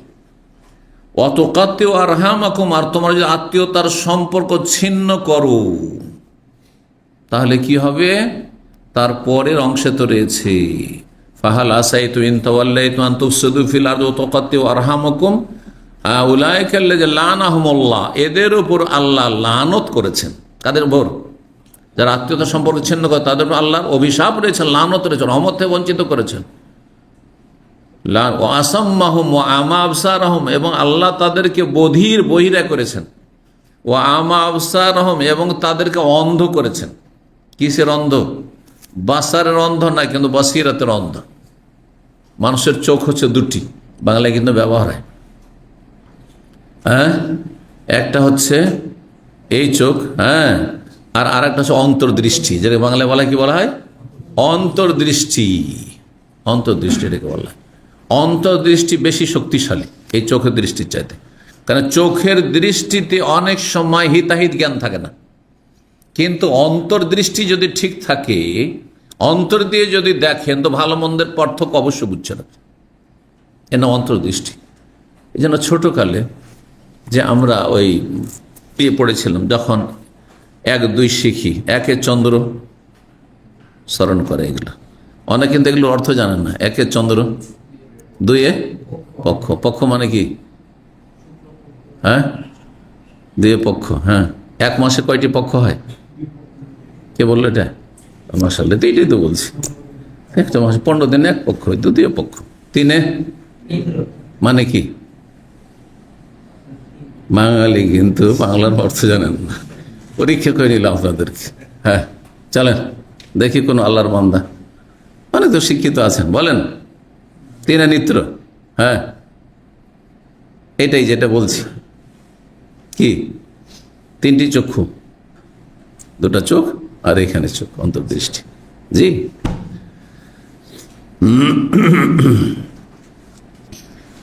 চলেন, ফেল করে গেলেন আপনারা। হ্যাঁ, এ হচ্ছে অবস্থা। জি, রাষ্ট্রীয় ভাষা সম্পর্কে। হ্যাঁ, জাতীয় ভাষা, রাষ্ট্রীয় ভাষা। চলেন, দিন দিনে সবই শিখতে হবে। উলাইকাল্লাযিনা লানাহুমুল্লাহ, আল্লাহর লানত তাহলে কার ওপর? যারা আত্মীয়তার সম্পর্ক ছিন্ন করে, তাদেরকে আল্লাহ বধির করেছেন। কানের শ্রবণ শক্তি থেকেও ভালো কথা শোনে না, আর চোখ থেকেও দেখেন না। জি, 5988 নম্বর হাদিস। হাদিস বর্ণনা করছেন আবু হুরায়রা রাদিয়াল্লাহু তাআলা আনহু। তিনি বলেন, নবী সাল্লাল্লাহু আলাইহি ওয়াসাল্লাম বলেছেন, আর রাহিমু শাজানাতু মিনার রহমান। রাহিম আত্মীয়তার সম্পর্ক হচ্ছে রহমান পরম করুণাময় আল্লাহর পক্ষ থেকে একটি মূল শিকড়। শাজানাতুন বলা হয় গাছের যে শিকড়গুলি আঁকা বাঁকা হয়ে চারিদিকে ছড়িয়ে থাকে, আর একটা আরেকটার মধ্যে ঢুকে থাকে। দেখেছেন গাছের জড়? না দেখেন নেই? হ্যাঁ, গাছের জড়গুলি কেমন হয়ে থাকে? এমন আঁকা বাঁকা হয়ে আছে, আর একটা আরেকটার মধ্যে ঢুকে আছে। হ্যাঁ হ্যাঁ, উসুলুস শাজার আল মুতাশাবিকা, একটা আরেকটার মধ্যে ঢুকে আছে। কত শক্ত হয়ে আছে, যত বেশি ঢুকে দাও তত শক্ত সম্পর্ক, তাই না? ঠিক আত্মীয়তার সম্পর্কটা ওই রকম, আত্মীয়তার সাথে এইরকম সম্পর্ক থাকতে হবে। এটি হচ্ছে শাব্দিক অর্থ, সূক্ষ্ম অর্থ। বাংলা অর্থ করতে গিয়ে অনেকে ভাব অর্থ করেছে এটি হচ্ছে আল্লাহর পক্ষ থেকে আত্মীয়তার সম্পর্ক রক্ষার একটি ঢাল, কিন্তু ঢাল শাব্দিক অর্থের সাথে কোনো সম্পর্ক নেই। আমি যেটি বললাম সেটি সবচেয়ে সূক্ষ্ম অর্থ। ফাকাল আল্লাহ, আল্লাহ রাব্বুল আলামিন বললেন আত্মীয়তা সম্পর্ক মান ওয়াসালাকি, আল্লাহ সম্বোধন করে বলেছিলেন কাকে? এই আত্মীয়তার সম্পর্ককে, যখন আল্লাহর কাছে পানা চেয়েছিল, আশ্রয় চেয়েছিল। মান ওয়াসালাকে, ওয়াসাল তো, যে তোমার সাথে সুসম্পর্ক রাখবে তাকে আমি আমার সাথে মিলিয়ে নেব, তার সাথে সুসম্পর্ক রাখবো। অমান কাতা আকে কাতা তহু, আর যে তোমার সাথে সম্পর্ক ছিন্ন করবে তার সাথে আমি সম্পর্ক ছিন্ন করবো, রাব্বুল আলামিন বলছেন। হাদিসে কুদসি 5989 নম্বর হাদিস বর্ণনা করছেন মা আয়েশা রাদিয়াল্লাহু তাআলা আনহা, নবী সাল্লাল্লাহু আলাইহি ওয়াসাল্লামের সহধর্মিণী, নবী সাল্লাল্লাহু আলাইহি ওয়াসাল্লাম থেকে বর্ণনা করে বলছেন, আর রাহিমু সাজানাতুন, আত্মীয়তার সম্পর্ক হচ্ছে সাজানাতুন, একটু বললাম গাছের শেকড়ের মতো, গাছের মূল বা শেকড়ের মতো। ফমান ওয়াসাল্লাহা, এই আত্মীয়তার সম্পর্ককে যে মিলিত রাখবে, ওয়াসালতুহু, আল্লাহ বলছেন তাকে আমি মিলিয়ে নেব আমার সাথে। ওমান কাতা আহার, যে এটিকে সে ছেদ করবে, ছিন্ন করবে, কাতা, তো তার সাথে আমি সম্পর্ক ছিন্ন করবো। আল্লাহু আকবার। 14 নম্বর অধ্যায় বলছে বাবুন, এই অধ্যায় তোবাল্লুর রাহেম বেবালাল, আত্মীয়তার সম্পর্ক কেমন করে আপনি বৃদ্ধি করবেন। যে কোনো জিনিসকে আপনি যদি শক্তিশালী করেন বা সজীব করেন, সতেজ করেন, তো ওর আহার দিতে হবে, ঠিক না? এখন আপনি এখান থেকে 2 বছর 1 বছর পর পর ছুটি যাচ্ছেন, খালার সাথেও দেখা করলেন না, মামাদের সাথেও দেখা করলেন না, ফুফুর সাথেও দেখা করলেন না, চাচাদের সাথে দেখা সাক্ষাৎ করলেন না, অথবা কারোর সাথে মনোমালিন্য আছে সেই জন্য ওকে দেখতেই চাইলেন না, দেখাই দিলেন না আপনি। এই করতে করতে 5 বছর 10 বছর দিন চলে যায়, তো সম্পর্ক উন্নতি হবে না, আরো অবনতি হবে?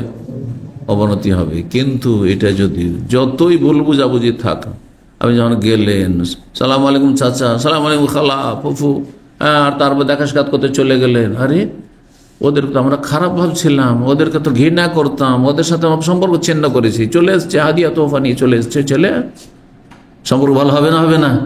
এটা হচ্ছে সজীব করা, সতেজ করা। এই অধ্যায় ইমাম বুখারী বলছেন বাবুন, এই অধ্যায় হচ্ছে আত্মীয়তার সম্পর্ক সজীব থাকে যত্নশীল হইলে। তাহলে তার জন্য কি হইতে হয়? যত্নশীল হইতে হয়। এটা ভাব অর্থ।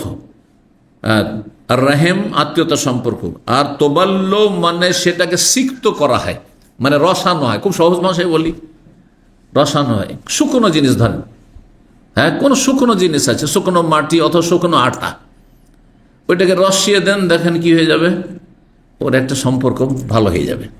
আটার একটি ক্ষুদ্রতে ক্ষুদ্রতম দানা সব কি হয়ে আছে, পৃথক পৃথক হয়ে আছে। কিন্তু যখন আপনি সেটাকে ভিজিয়ে নিলেন, তখন কি হয়ে গেল, সম্পর্কটা গাঢ় হয়ে গেল। হচ্ছে না? হচ্ছে না? সিমেন্টই দেখেন, সিমেন্টের উদাহরণ দিয়ে বুঝতে পারেন। সিমেন্ট এমনি যদি রাখেন, তো একটা দানার সাথে আরেকটা সম্পর্ক আছে? কোনো সম্পর্ক নেই। কিন্তু এটাকে পানিতে যখন ভিজিয়ে নিয়ে রসিয়ে নিলেন, তখন সিক্ত করলেন, তখন কি হয়ে গেল, আপনার কথা গোটা বিল্ডিংকে ধরে আছে মজবুত করে। আত্মীয়তার সম্পর্কটি ওই রকম। তোবাল্লুর রাহেম, আত্মীয়তার সম্পর্ককে কি করতে হয়, তোবাল্লুর রাহেম সিক্ত করতে হয়, শাব্দিক অর্থ। রসালো রাখতে হয়, শাব্দিক অর্থ। বেবালা লেহা, এ আত্মীয়তার সম্পর্কে রস দিয়ে, রস হচ্ছে হাদিয়া তোহফা, রস হচ্ছে খোঁজ খবর নেওয়া, রস হচ্ছে যোগাযোগ রাখা, রস হচ্ছে তাদের সুখে দুঃখে হাজির হওয়া, খুশির সময় মোবারকবাদ দেওয়া, তাদের খুশির কোনো খবর, বিয়ে শাদী আছে, হাজির হয়ে গেলেন আপনি, জানাজা আছে, হাজির হয়ে গেলেন, অসুস্থ হয়েছে, দেখতে চলে গেলেন, হাদিয়া তোহফা নিয়ে চলে গেলেন, কিছু ফল ফ্রুট নিয়ে চলে গেলেন, ইত্যাদি ইত্যাদি। এইভাবে আত্মীয়তার সম্পর্ক কি হয়, সজীব হয়। 5990 নম্বর হাদিস বর্ণনা করছেন আমর ইবনে আস রাদিয়াল্লাহু তাআলা আনহু বলছেন, সামিআতুন নবী জিহারান গায়রা সিররিন, নবী সাল্লাল্লাহু আলাইহি ওয়াসাল্লাম প্রকাশ্যে শুনেছি বলতে গোপনে নয়, মানে সবার সামনে শুনেছি। ইয়াকুল ইন্না আলা আবি, আমার বাবার বংশ, নিশ্চয় আমার বাবার বংশ। কাল আমরুন ফি কিতাব মুহাম্মদ ইবনে জাফর বায়াদুন, এখানে আলা আবি অথবা আবি ফুলান অমুক অমুক হয়তো আছে।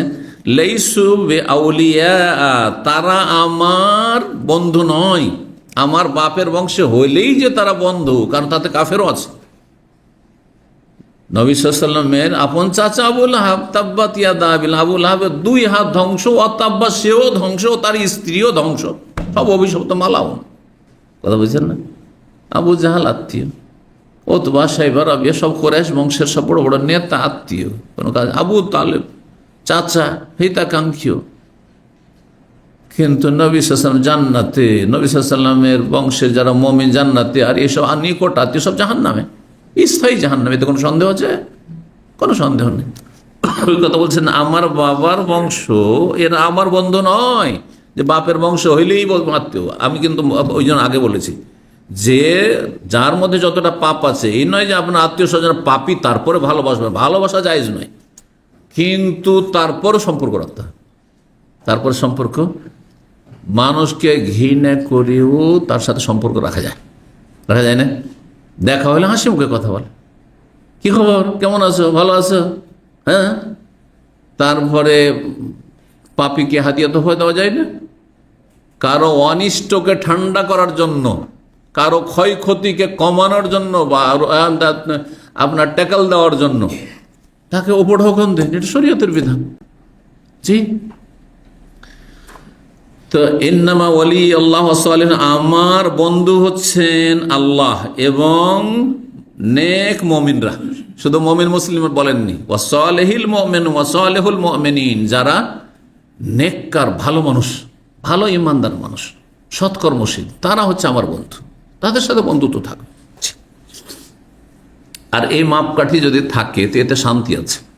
আমি আপনাদেরকে বলি যে আমি এই মানহাজে চলার চেষ্টা করি, আমার সেন্টারে যে যত বেশি আসে তার সাথে তত বেশি আমার ভালোবাসা আছে, কারণ আমি দাওয়ার ময়দানের লোক। আজকে বলছেন আমার এক নিকট আত্মীয়, বলছিলাম যে আমার গ্রামেরও যদি কোনো লোক দামামে থাকে, হ্যাঁ আশেপাশের আছে, গ্রামের না থাকলেও, হ্যাঁ আমার বংশেরও যদি কোনো লোক থাকে, কিন্তু সেন্টারের সাথে তার কোনো সম্পর্ক নেই, দাওয়াতের সাথে কোনো সম্পর্ক নেই, তাকে আলাদা করে বাড়িতে নিয়ে এসে আমি হ্যাঁ খাওয়াবো, এই মানহাজ আমার নেই। তার সাথে একবার আন্তরিকতা আছে, খাতির আছে, এইটা নাই আমার, কিচ্ছু নেই। জি। তার সাথে আত্মীয়তা সম্পর্ক আছে, অথবা এলাকার মানুষ দেখা সাক্ষাৎ হয়তো বহুবার হবে, সেটা ভিন্ন বিষয়, কিন্তু এইখানে করে তাকে স্পেশাল, যেহেতু আপনি এলাকার মানুষ, আসেন, বাসায় আসেন, খাওয়া দাওয়া করেন, আসেন, কখনো না, জীবনে করি না।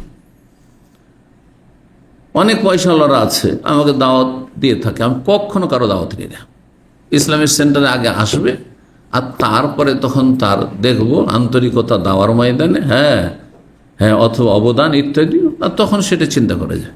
কিন্তু আপনার পয়সা আছে সেজন্য দাওয়াত দেবেন, ভালো খাবার দেবেন, সেই জন্য আমি আপনার দাওয়াতে লাব্বাইক বলে দেবো, এটা আমার মানহাজ নয়। আলহামদুলিল্লাহ, এতে আমি সুখী, এতে আমি মানসিক দিক থেকেও সুখী, এবং এটা আল্লাহর জন্য করি, আমি এটা আল্লাহর দিনের জন্য করি। যা আমি যার যত বেশি সম্পর্ক আল্লাহর দিনের সাথে, সেটা এলমের ক্ষেত্রে, আমলের ক্ষেত্রে, দাওয়ার ক্ষেত্রে, সূরা আসর, বুঝতে পারছেন না, তার সাথে তত বেশি আমার সম্পর্ক। এটা আমার কাছে যারা থাকে তারা ভালো করে জানে, যে যত বেশি সময় দেন এখানে, জাযাকুমুল্লাহ খায়র, সে তত বেশি কাছের আমার। কারণ আমার এইটি আমার মিশন, এটা আম্বিয়া রাসূলগণের মিশন। নবী সাল্লাল্লাহু আলাইহি ওয়াসাল্লামের আবু বকর, ওমর, ওসমান আর সাথে কি জন্য বেশি সম্পর্ক? তার সাথে নিকট আত্মীয় অনেকে ছিল, ঠিক কিনা? কিন্তু এদের সাথে সম্পর্ক বেশি, অথচ এরা দূরের আত্মীয়, কুরাইশের, কিন্তু দূরের আত্মীয়রা। তো এই মানহাজ হওয়া উচিত আপনার। জি। তো তারপরে হাদিস আমর ইবনে আস বলছেন, সামিআতু নবী সাল্লাল্লাহু আলাইহি ওয়াসাল্লাম, নবী সাল্লাল্লাহু বলতে শুনেছি, ওয়ালাকিন লাহুম রাহিমুন, আত্মীয়দের জন্য কি রয়েছে? আত্মীয়তার সুসম্পর্ক রয়েছে। আবুল লুহাব ওয়াল আলিহা, হ্যাঁ আত্মীয়, কিন্তু অত দিনদার নয়, অত মোটে দিনদার নাই, তাদের সাথে আত্মীয়তার সম্পর্ক আছে। কাফের হইল আবু তালেবের সাথে আত্মীয়তার সম্পর্ক আছে, এদিকে ইঙ্গিত করছে। হ্যাঁ, আবুল লুহাব ওয়াল আলিহা, এই আত্মীয়তার সম্পর্কের রস দিয়ে এই আত্মীয়তার সম্পর্ককে আমি সিক্ত করব, হ্যাঁ সজীব করব, সতেজ করব, যাই বলেন না কেন। আত্মীয়তার সম্পর্ক আপনার ঠিক আছে, তাদের খোঁজ খবর নেন, এবং আর সবচেয়ে বড় হিতাকাঙ্ক্ষী হচ্ছে যে তাদেরকে জাহান্নামে যেতে দিবেন না। কেমন আপনি ভালোবাসেন যে দুনিয়াতে খুব খাওয়াইলেন আপনার মায়ের পেটের ভাইকে বা আত্মীয় স্বজনকে বা বংশবলীকে, আর আপনার চোখের সামনে এগুলো জাহান্নামে যাবে, আপনি জানছেন যে এটা জাহান্নামে যাবে, বেনামাজি সব, মুশরিক সব, মাজার পূজারী সব জাহান্নামে যাবে, এই অবস্থায় কি করে ছেড়ে দিচ্ছেন আপনি? তাহলে আপনাকে এই ক্ষেত্রে আপনাকে কর্মতৎপর হইতে হবে, যে তাকে দুটো পয়সা দেওয়ার চাইতে তাকে হেদায়েত দেওয়া, এটা আমার সবচেয়ে গুরুত্বপূর্ণ বিষয়। তা দুটো পয়সা দিয়ে আমি এখন জান্নাতে নিতে পারবো না, হ্যাঁ ধন সম্পত্তি কিছুই করতে পারবো না, তার কি করব, কদিন থাকবে ধন সম্পদ, কিন্তু একে যদি হেদায়েত করে দেবে তো জান্নাতে লাগিয়ে দিতে পারবো, জান্নাতে পথে লাগিয়ে দিতে পারবো। আল্লাহ যেন তৌফিক দান করেন। 15 নম্বর অধ্যায় বাবনে লাইসাল ওয়াসিল বিল মুকাফি, আত্মীয়তার সুসম্পর্ক বহালকারী বা আত্মীয়তার হক আদায়কারী ওই ব্যক্তি নয় যেই ব্যক্তি প্রতিদান দিয়ে থাকে। মানে আজকালকার অধিকাংশ মানুষের কিন্তু এরকম, আত্মীয়দের মধ্যে দেখেন নিজের বংশের মধ্যে কার সাথে কত খাতির, যে আপনার সাথে বেশি খাতির রাখে ওর সাথে বেশি খাতির। কিসের জন্য খাতির? ও যে খোঁজ খবর নেই আমার, ও যে দেয় সেই জন্য আমি দিই। ও ভালোবাসে সেই জন্য ভালোবাসি, ও খোঁজ খবর নেই সেই জন্য খোঁজ খবর নেই। 5 ভাই আছে, অনেকের আছে, ভুক্তভোগী সবাই, কিন্তু 5 ভাই আছে, এক ভাই গোটা বছরও যদি টেলিফোন না করেন বা একটা যদি মেসেজ না দেন ও দিবেই না। একটা ভাই এরকম আছে বা বোন এরকম আছে। আর কিছু ভাই আছে প্রতিদিন একটা করে হয়তো মেসেজ দেয় অথবা একটা করে কল দেয় 2 দিন 4 দিনে। তো যে কল দেয় তাকে কল দেবো, যে মেসেজ দেয় তাকে মেসেজ দেবো, যে সালাম দোয়া করে তাকে সালাম দোয়া করবো। আর যে খোঁজ খবর আমারই নেয় না তো আমি কেন খবর নেব? অনেকে বলে থাকেন কতবার করব, আমি 2 বার নাই 3 বার করলাম, ও একবারও করে না, তো আমার লাভটা কি? তাহলে আপনি আত্মীয়তার সম্পর্ক বহাল রাখলেন না। আপনি আত্মীয়তার সত্যিকার অর্থে সুসম্পর্ক বহাল রাখা হচ্ছে যে ও সম্পর্ক ছিন্ন করছে, আপনি সেটাকে মেলাবেন, সেটাকে আপনি জড়াবেন। জি, বড়ই দুঃখ লাগে এমন ব্যক্তি সম্পর্কে যেখানে আছে এরকম ছেলে। আমাকে এক ভাই বলছে তার নিকট আত্মীয় নিজের বাপের সাথে কথা বলেন না, উজবিল্লাহ। এখানে আমি সামনে নেই, কিন্তু মাঝে মধ্যে কখনো জুমার দিনে হয়তো আসে এরকম লোক। আল্লাহ হেদায়েত করুক, এটা কি করে হইতে পারে? অকল্পনীয় কথা যে বাপের সাথে কথা বন্ধ, যতই ভুল বোঝাবুঝি হোক না কেন, যার বাপের সাথে কথা বন্ধ থাকে সে চাচার সাথে কি কথা বলবে? ও তো নিজের স্বার্থ ছাড়া কিছুই বোঝে না। তাহলে মামার সাথে কি আর সম্পর্ক রাখবে? খালা ফুফুর সাথে কি আর সম্পর্ক রাখবে? এটা কল্পনা করা যায় না মুসলিম জীবনে। আর তাও যদি নামাজি হয়, এই নামাজ দিয়ে কি হবে? যে নামাজের সাথে আপনার বাপের সাথে সম্পর্ক নেই, নাউজুবিল্লাহ। কখনো যেন এমনটা না হয়। যতই বড় জালেম হোক না কেন, বাপ মা তাদের সাথে সম্পর্ক রাখতে হবে না। তো 5991 নম্বর হাদিস বর্ণনা করছেন নবী সাল্লাল্লাহু আলাইহি সাল্লাম থেকে আব্দুল্লাহ বিন আমর ইবনে আস। আর সেই হাদিসে কেউ মারফু বর্ণনা করেছেন, কেউ মারফু করেননি, কথা বলছেন হাদিসের সনদ সম্পর্কে। আর তারপরে বলছেন লাইসাল ওয়াসিল, নবী সাল্লাল্লাহু আলাইহি সাল্লাম বলেন লাইসাল ওয়াসিল বিল মুকাফি, আত্মীয়তার হক আদায় করি ওই ব্যক্তি নয় যেই ব্যক্তি প্রতিদান দিয়ে থাকে, বদলা। সে আমার বিয়েতে এসেছিল আর তারপরে সে এত টাকা দিয়েছিল, লিখে রাখরে যে যত টাকা দিয়েছে তত টাকা দেবো, করেছে না বাঙালি জাতি? ওরা কি দিয়েছিল রে, একটু মনে করতো কি দিয়েছিল? যে আমাদের বিয়েতে এসেছিল তখন বলছে ও একটা কি দিয়েছিল, ওই মাইক্রোওয়েভ দিয়েছিল, অথবা ধরেন আর একটু কিছু দিয়েছিল, একটা কেজি দিয়েছিল, ওই কানের দিয়েছিল, আমরা ওইটাই দেবো। যে সমান সমান করে, যে আমার সাথে চলে তার সাথে চলবে, যে চলে না তার সাথে চলবো না। এই ব্যক্তি আত্মীয়তার সুসম্পর্ক বহালকারী নয়। কে বহালকারী? বলছে ওয়ালাকিন্নাল ওয়াসিল, সত্যিকার অর্থে আত্মীয়তার সুসম্পর্ক বহালকারী হচ্ছে আল্লাযী ইযা কুতিয়াত রাহিমহু, তার সম্পর্ক যদি ছিন্ন করা হয়, ওয়াসালা, সে মিলিয়ে নেই সেটাকে। আপনি সম্পর্ক রাখবেন না, অথচ আপনি আমার চাচাতো ভাই, আপনি আমার খালা, আপনি আমার ফুফু, আমি রাখবো। আপনি আসন আমাদের রাগ করেছেন, আমি যাব। আপনি টেলিফোন করেন না, আমি টেলিফোন করব। এইভাবে 16 নম্বর আছে বাবুন মান ওয়াসালা রাহিমাহু ফি শিরকি সুম্মা আসলামা, কোন ব্যক্তি যদি আত্মীয়তার সুসম্পর্ক রাখে শিরকি আমলে, যখন মুশরিক কাফের ছিল তখন, তারপরে মুসলিম হয়ে যায়, তো আগে যে নেকিগুলো করেছে আত্মীয়তার সুসম্পর্ক রেখেছে, কিন্তু কুফরির অবস্থায়, কুফরির অবস্থার নেক আমলগুলি অ্যাড হবে কিনা ইসলামী জীবনে, এটা একটা নতুন মাসলা। কারণ এমনি মাসলা হচ্ছে একজন মানুষ কাফের হয়ে যদি মারা যায় আর তার মেলা নেক আমল, ধরে আত্মীয়দের সাথে অনেক ভালো কাজ করেছে, বাপ ভাই আত্মীয় স্বজনদের সাথে অনেক ভালো কাজ করেছে, কিন্তু সে কাফের মুশরিক, মাজার পূজারী, বেনামাজি, নাস্তিক, তাহলে কি হবে? তার পরিণাম কিছু পাবে না? কে বলবে? আল্লাহ দুনিয়াতে নগদ নগদ দিয়ে ওকে বিদায় করে দেবে, যে তোর জন্য আখেরাতে কিছু নেই। তুই তোর বাপকে খুব দেখেছিস, তোর মাকে দেখেছিস, তুই ছিলি নাস্তিক, অত তুই ছিলি মাজার পূজারী, তুই ছিলি একেবারে বেনামাজি, যার ফলে তোকে আখেরাতে কিছু দেওয়া যাবে না। কারণ আখেরাতে একমাত্র মুমিন ইমানদারের জন্য, হ্যাঁ, সবার জন্য নয়। তো দুনিয়াতে তোকে দিয়ে বিদায় করে দেবো, সুস্বাস্থ্য দেবেন, অনেক টাকা পয়সা দিয়ে দিয়েছেন, হ্যাঁ, ছেলে মেয়েগুলো অনেক উন্নতি করেছে, হ্যাঁ, প্রতিষ্ঠিত হয়েছে, হ্যাঁ, আর তারপরে দীর্ঘায়িত হয়েছে, ইত্যাদি ইত্যাদি। কিসের জন্য? ওই যে দুনিয়াতে কিছু ভালো কাজ করেছে, দুনিয়াতে আল্লাহ নগদ দিয়ে বিদায় করে দিয়েছে। বড় নেতা হয়ে গেছে, এটা চাষির ছেলে গিয়ে এমপি হয়ে গেছে, মিনিস্টার হয়ে গেছে, কথা বুঝতে পারছেন না? তার কিছু ভালো আমল আছে, ওইটা দিয়ে বিদায়। কিন্তু সেই যেহেতু নাস্তিক সেকুলার, সেই জন্য আল্লাহ বলছে তোকে আখেরাতে কিছু দেবো না, দুনিয়া নগদ নিয়ে বিদায়। আর একজন মুমিন মানুষ যখন নেক আমল করে তখন আল্লাহ দুনিয়াতেও দেন আর আখেরাতেও দেবেন। দুনিয়াতে দেওয়ার হাদিস পেলেন, রিজিক বৃদ্ধি হয় আর আয়ু বৃদ্ধি হয়, আর আখেরাতেও। এর মানে এই নয় যে দুনিয়াতে শুধু এটি আত্মীয়তার সুসম্পর্ক বহাল রেখে আর আখেরাতে কিছু পাবেন না, এটা ইবাদত। সুতরাং এর অনেক নাকি মহাপুরস্কার আছে, এর জন্য নাকি অবশ্যই আছে আমল নামে।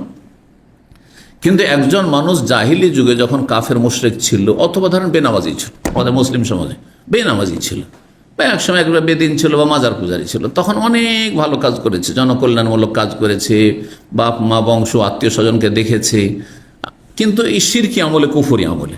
পরে যখন ধার্মিক হইল, তারপরে আগের ওই নেকিগুলো এই এখনকার আমল নামাতে যোগ হবে না, ওগুলো ক্যান্সেল সব, হ্যাঁ, যোগ হয়ে যাবে, যোগ হয়ে যাবে। ওই হাদিস এই কথা বলছেন, কোন ব্যক্তি আত্মীয়তার সুসম্পর্ক বহাল রাখে শিরকের আমলে, তারপরে ইসলাম গ্রহণ করে, তো আগের আত্মীয়তার সুসম্পর্কের যে নেকিগুলো সেগুলো তার যোগ হবে কিনা। 5992 নম্বর হাদিস। হাদিস বর্ণনা করছেন ওরওয়া ইবনে যুবাইর, বলছেন আন্না হাকিম বিন হিজাম আখবার, হাকিম বিন হিজাম রাদিয়াল্লাহু সাহাবী তাকে জানিয়েছেন, আন্নাহু কালা ইয়া রাসূলুল্লাহ, তিনি একবার বললেন, এই সাহাবী, হে আল্লাহর রাসূল, আর আয়তা উমুরান, আচ্ছা বলুন তো বেশ কিছু আমি আমল, উমুরান মানে বেশ কিছু কাজ, নেকির কাজ, কুনতু আতাহান্নাসু বিহা ফিল জাহিলিয়াতি, আমি জাহিলি যুগে মানে যখন অমুসলিম কাফের ছিলাম, মক্কার মুশরিক, সেই যুগে আমি সেগুলি, সেই ইবাদত বন্দিগুলি করেছি।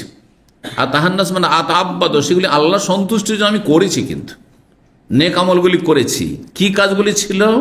মিন সেলাতিন, আত্মীয়দের সাথে সুসম্পর্ক, ও আতাকাতিন, আমি দাস মুক্ত করেছি, গোলাম আজাদ করেছি, ও সাদাকাতিন, অনেক দান সাদকা করেছি, অনেক আছে দান সাদকা করেছি। আমি এরকম ভাই জানি যে এখন পাক্কা সালাফি হয়েছে, মাশাআল্লাহ, পাক্কা সালাফি হয়েছে।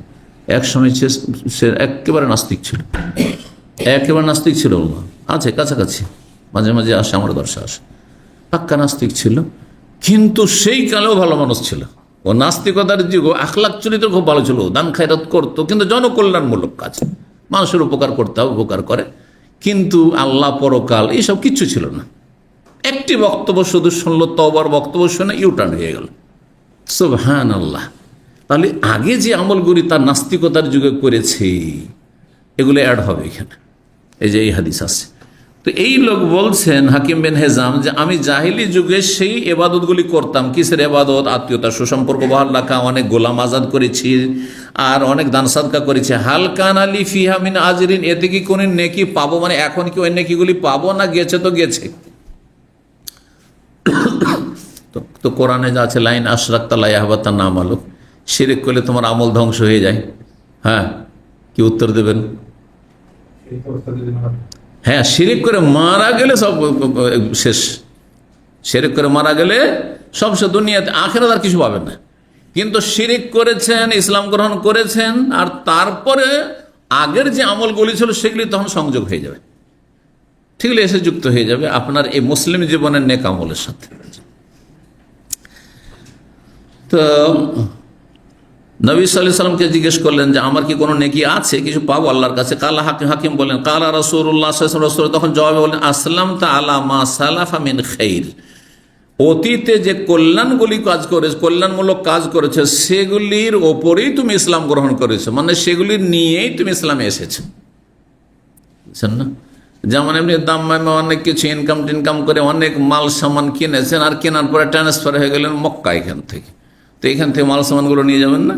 ঠিক ওই রকমই যেমন জাহিলি যুগ থেকে যখন আপনি ট্রান্সফার হয়ে আসলেন ইসলামে, তখন আগের নেক আমলগুলি আপনি সাথে নিয়ে আসতে পারেন। আসলাম, তা তুমি ইসলাম গ্রহণ করেছো, আলামা সালাফ মিন খাইর, যেসব কল্যাণমূলক কাজগুলি অতীত করেছো তার সাথেই বা তার উপরেই।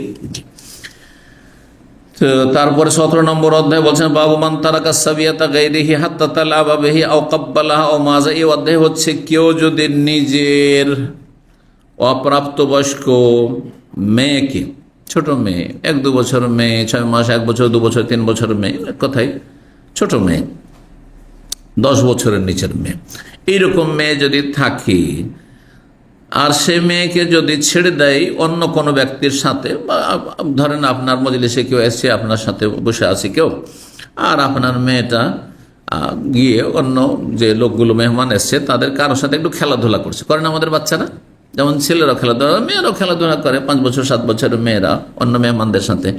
হাতাতালাহি, যদি ওই ব্যক্তি যে এসেছেন তার সাথে খেলাধুলা করে, আও কাব্বালাহা, অথবা যে ব্যক্তি অতিথি আপনার এসেছেন তিনি আপনার ওই মেয়েটিকে 5 বছর 3 বছর 4 বছর মেয়েকে যদি চুমু দেয়, আও মাজা, অথবা তার সাথে রসিকতা করে, হ্যাঁ, হাসি খুশি করে, তো এটা জায়েজ কিনা? জায়েজ, অসুবিধা নেই। এই ক্ষেত্রে কখনো নেগেটিভ চিন্তা করবেন না আপনি। তবে একটা জিনিস মনে রাখতে হবে যে সেই লোক চরিত্রবান কিনা। যদি জানে সে চরিত্রহীন, তাহলে এইরকম লোককে আপনি এরকম সুযোগ দেবেন না আপনি, বা এরকম মজলিস আপনি বসাবেন না, বা ওই মজলিসে আপনার ছেলে মেয়েকে আসতে দেবেন না আপনি। কথা বুঝতে পারছেন না? ধরেন একটা লোক মদখোর, বা একটা লোক চরিত্রহীন জেনাকারী, আর সে আপনার হয়তো দুনিয়ার ব্যবসা বাণিজ্যের খাতিরে আপনার সাথে এসে বসেছে, আর আপনার মেয়ে 5 বছরের মেয়ে, 6 বছরের মেয়ে তার কোলে যাচ্ছেন না, এগুলো অ্যাভয়েড করবেন আপনি। কিন্তু একজন ভালো মানুষ বা নামাজি মানুষ, দিনদার মানুষ, তারপর আল্লাহ পরকাল সম্পর্কে তার ভয় আছে, বাহ্যিক কোনো কাবিরে গোনা তার জীবনে নেই, যেমন আলহামদুলিল্লাহ যারা দিন শিখতে আসছেন, আর তার কোলে যদি আমাদের কারো বাচ্চা তার কোলে যায়, 5 বছর 7 বছরের ছেলে হোক আর মেয়ে হোক, তো অসুবিধা নেই, জায়েজ আছে। এটাকে খারাপ ভাবার কোনো সুযোগ নেই। কিন্তু কিছু কিছু জাতির ট্রেডিশন আছে, নাম বলছি না আমি, অনেকে এটাকে খারাপ দৃষ্টিতে দেখে। সুতরাং সেই জাতি সম্পর্কে আপনাকে জানতে হবে যে ওদের বাচ্চাদের ওই কোলে নিতে যাবেন না, আর ওই চুমু দিতে যাবেন না, আদর করতে যাবেন না, আলিঙ্গন করতে যাবেন না। বুঝতে পারছেন না? জি, এখানে আপনাকে অবশ্যই জ্ঞানী হইতে হবে, অবশ্যই জ্ঞানী হইতে হবে, না হলে হিতে বিপরীত হবে। করেছেন আদর, আর ও কি ভেবে বসে থাকলো, আর হয়তো আপনাকে ফাঁসিয়ে দিল কোনো একটা ঝামেলায়। 5993 নম্বর হাদিস। হাদিস মানে উম্মে খালিদ বিনতে খালিদ বিন সাইদ কালা, তিনি আতাইতু রাসূলুল্লাহ সাল্লাল্লাহু আলাইহি ওয়াসাল্লাম। এই হাদিস একবার এসেছে কিন্তু, বা একাধিকবার এসেছে। রাসূলুল্লাহ সাল্লাল্লাহু আলাইহি ওয়াসাল্লাম, আমি আসলাম আমার আব্বার সাথে, ছোট্ট মেয়ে, বলছেন ওয়া আলাইয়া কামিসুন আসফার, সেই সময় আমার শরীরে একটি হলুদ রঙের জামা ছিল। হলুদ রঙের জামাটি বেশ দেখতে সুন্দর ছিল, ছোট্ট মেয়ে, 2-4-5 বছরের মেয়ে। ফাকালা রাসূলুল্লাহ সাল্লাল্লাহু আলাইহি ওয়াসাল্লাম, তখন বললেন সানা সানা, ও কত সুন্দর, কত সুন্দর, মানে জামাটি বেশ সুন্দর।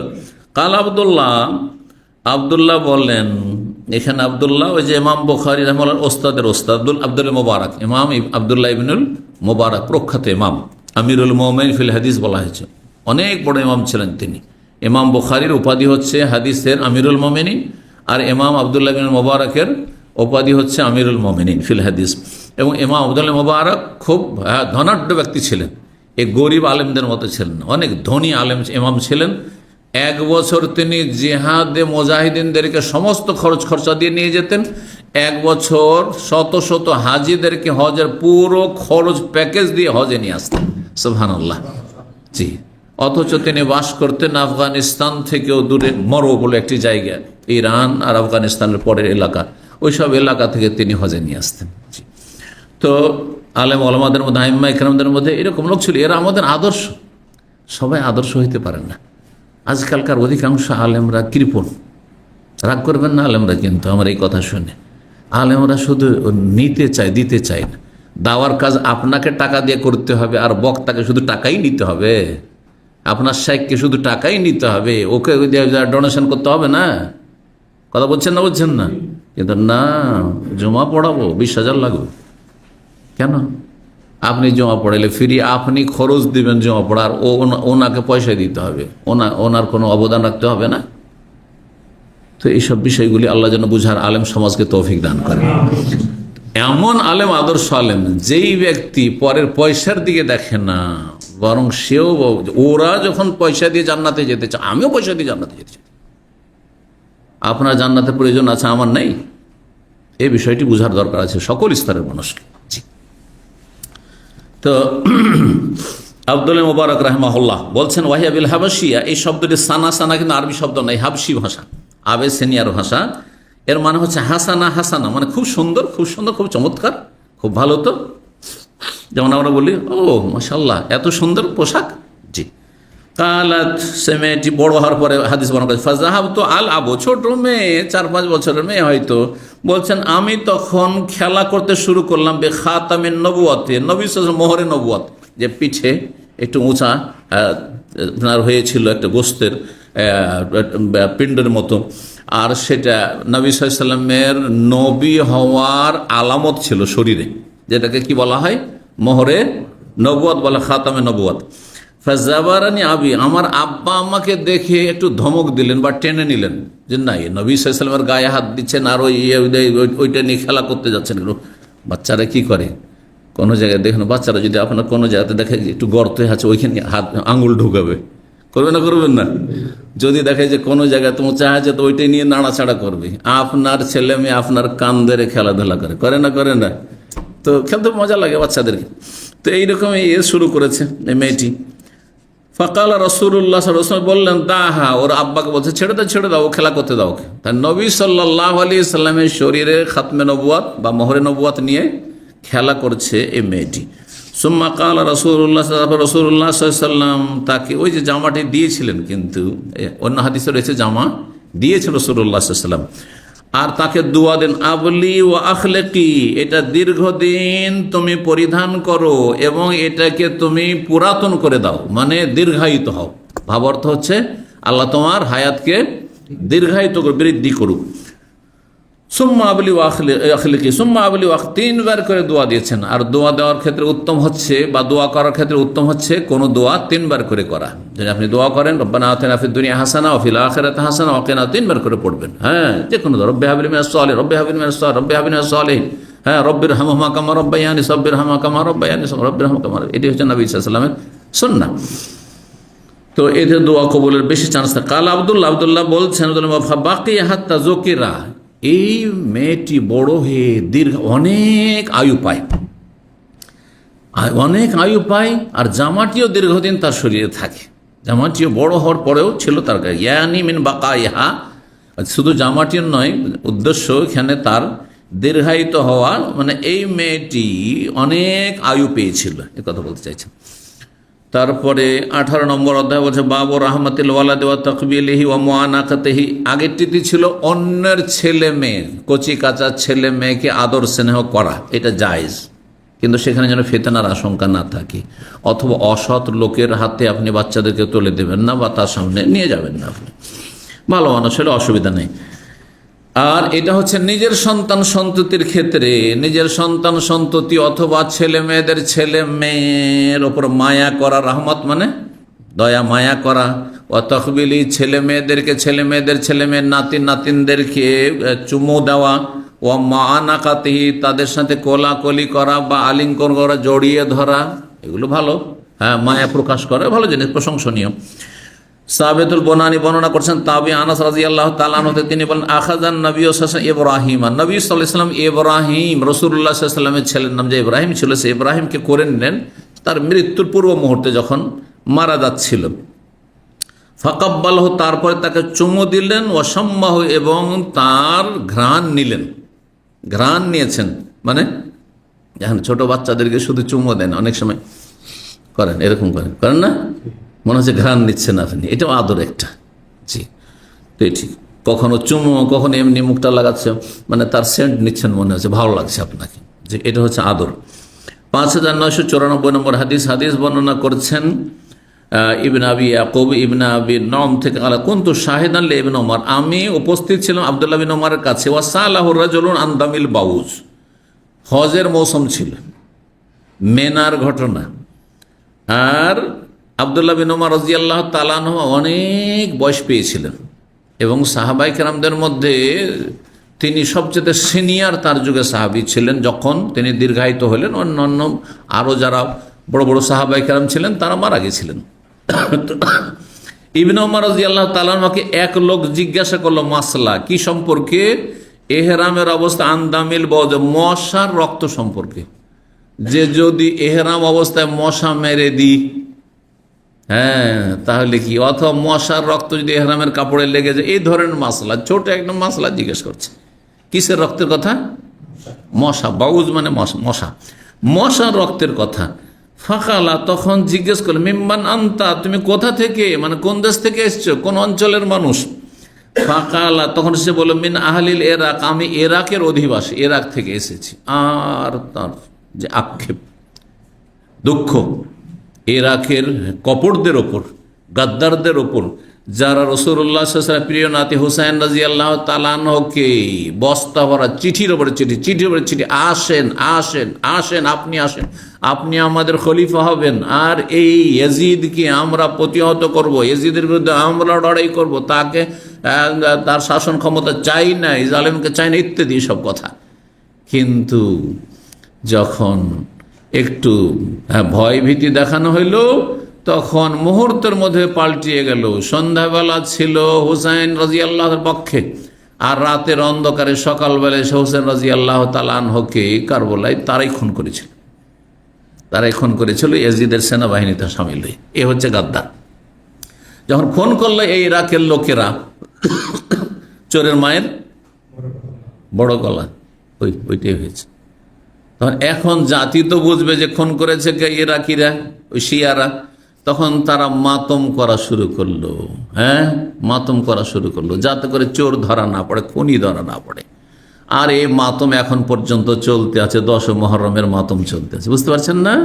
এই হলো অবস্থা, এটা হচ্ছে ঘটনা। খনি ওরাই, শিয়ারাই খুন করেছে। আর শিয়া মানে ওই ইরাকের যে ওই যুগের শিয়ারা, এদের পূর্বপুরুষাই। জি, আর তখনকার ইরাক মানে অখণ্ড, ইরাক ইরান একটাই ছিল তখন, কিন্তু ইরাকের ভাষাও ফার্সি ভাষা ছিল, আর তারপরে সংকুচিত হয়ে ইরানের ভাষা ফার্সিতে গেছে, আর ইরাকের ভাষা মাতৃভাষা আরবি হয়ে গেছে। এটুকু শুধু পরিবর্তন হয়েছে। তো এই কথা শোনার পরে যে ইরাক থেকে এসছি, আর কিসের মাসলা জিজ্ঞেস করছে? মশার রক্তের কথা। মশার রক্ত যদি লেগে যায় তাহলে কি হবে, অথবা মশা যদি মেরে ফেলি এহরাম অবস্থায় তো কি হবে, কোনো কাফারা ফিদিয়া দিতে হবে নাকি, দম দিতে হবে? কালা অনুজোর এলা হাজার, দেখো দেখো, একে দেখো, বৃদ্ধ মানুষ, রাদিয়াল্লাহু তাআলা আনহু, ওমর রাদিয়াল্লাহু তাআলার ছেলে, সিনিয়র সাহেব বলছে, অনুজোর এলা হাজা, দেখো এই লোককে, ইরাকি লোকটিকে দেখো, ইয়াসালুন আন দামিল বাউজ, মশার রক্তের মাসলা আমাকে জিজ্ঞেস করছে। ওয়াকাদ কাকাত কাতালু ইবনান নবী সাল্লাল্লাহু, অথচ নবী সাল্লাল্লাহু আলাইহি ওয়াসাল্লামের সন্তানকে হত্যা করেছে। আল্লাহু আকবার। তো নাতিকে সন্তান কোরআন হাদিসের ভাষায় বলা যায়। জি,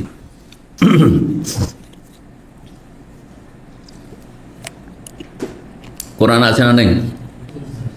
হ্যাঁ, নিজের ছেলেরা ছাড়াও যে অন্যরা সন্তান হয়, মানে নিচে যত যাবে, এটা কোরআন আছে না নেই?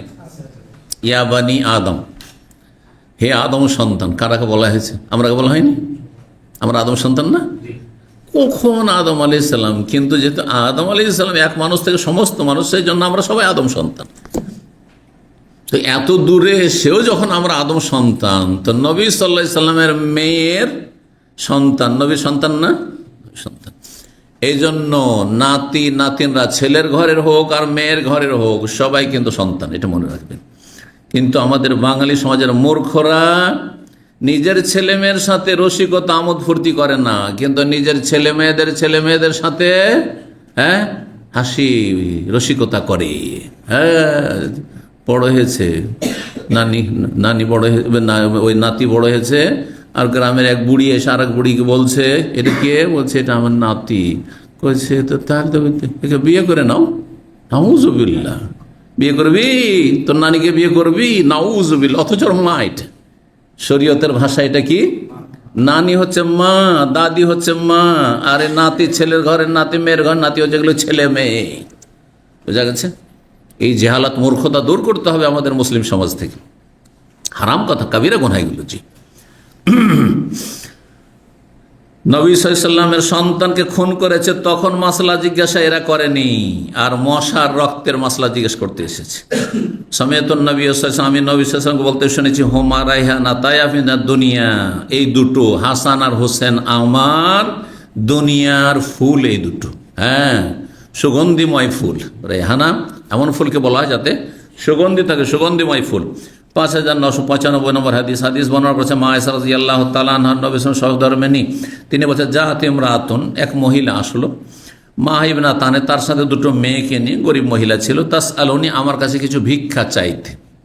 সাআলা মানে ভিক্ষা চাওয়া হয়, আর সাআলা মানে মাসলা জিজ্ঞাসা করা হয়, কিন্তু ক্ষেত্র বিশেষ একই শব্দের, তাহলে আপনার ক্ষেত্র বুঝতে হবে। আমি অনুবাদ করতে গিয়ে আমাকে জ্ঞানী হইতে হবে, না হয়তো আর একটা অর্থ করে দিলে ভুল হয়ে যাবে এখানে, বুঝছেন না।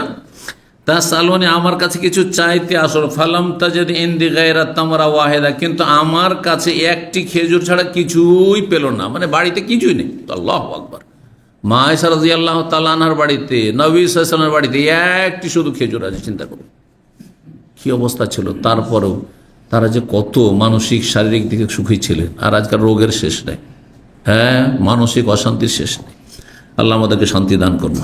শান্তি পয়সাতে নেই, শান্তি দুনিয়াতে নেই। জি, ফাতাইতুহা, ওই একটা খেজুরি দিয়ে দিলাম, ফাকাসামাতহা বাইনা ইবনাতি, ওই একটা খেজুর যে মায়ের হাতে তুলে দিলাম, তখন একটা খেজুর কাকে দিবে? নিজে খাবে না কোন মেয়েকে দিবে? তখন ওইটাকে দুভাগ করে, আধা আধি করে দুই মেয়েকে অর্ধেক অর্ধেক করে মা দিয়ে দিল।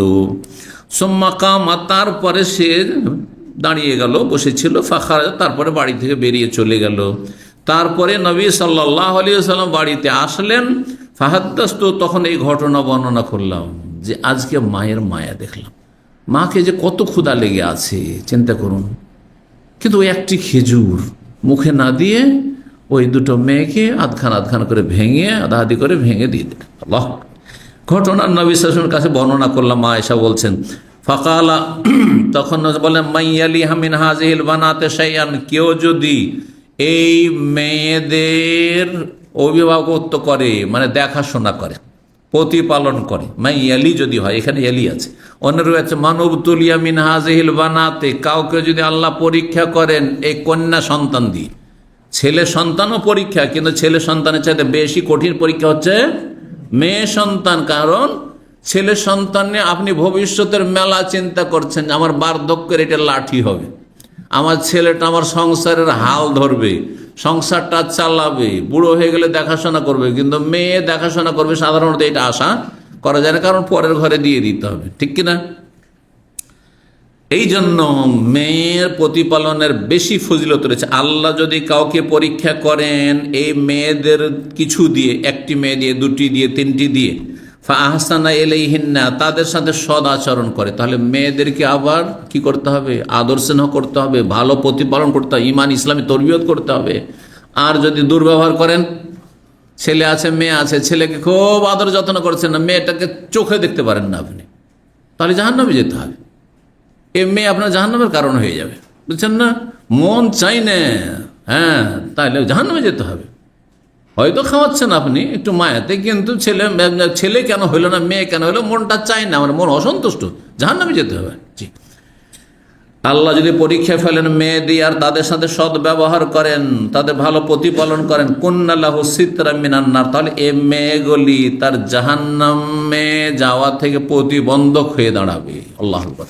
জাহান্নামের সামনে, আল্লাহর সামনে দাঁড়াবে যে আল্লাহ আমার আব্বাকে জান্নাতে নিয়ে যাবো, জাহান্নামে নিতে দেবো না, আমার মাকে জাহান্নামে নিতে দেবো না। জি, এই ফজিলত রয়েছে।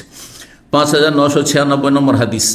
হাদিস বর্ণনা করেছেন আবু কাতাদা, তিনি বলছেন নবী সাল্লাল্লাহু আলাইহি ওয়াসাল্লাম বেরিয়ে আসলেন একবার মসজিদে, আর ওমামা বিনতে আবুল আসের মেয়ে ওমামা, নবী সাল্লাল্লাহু কে ছিল? হ্যাঁ, কে বলতে পারে?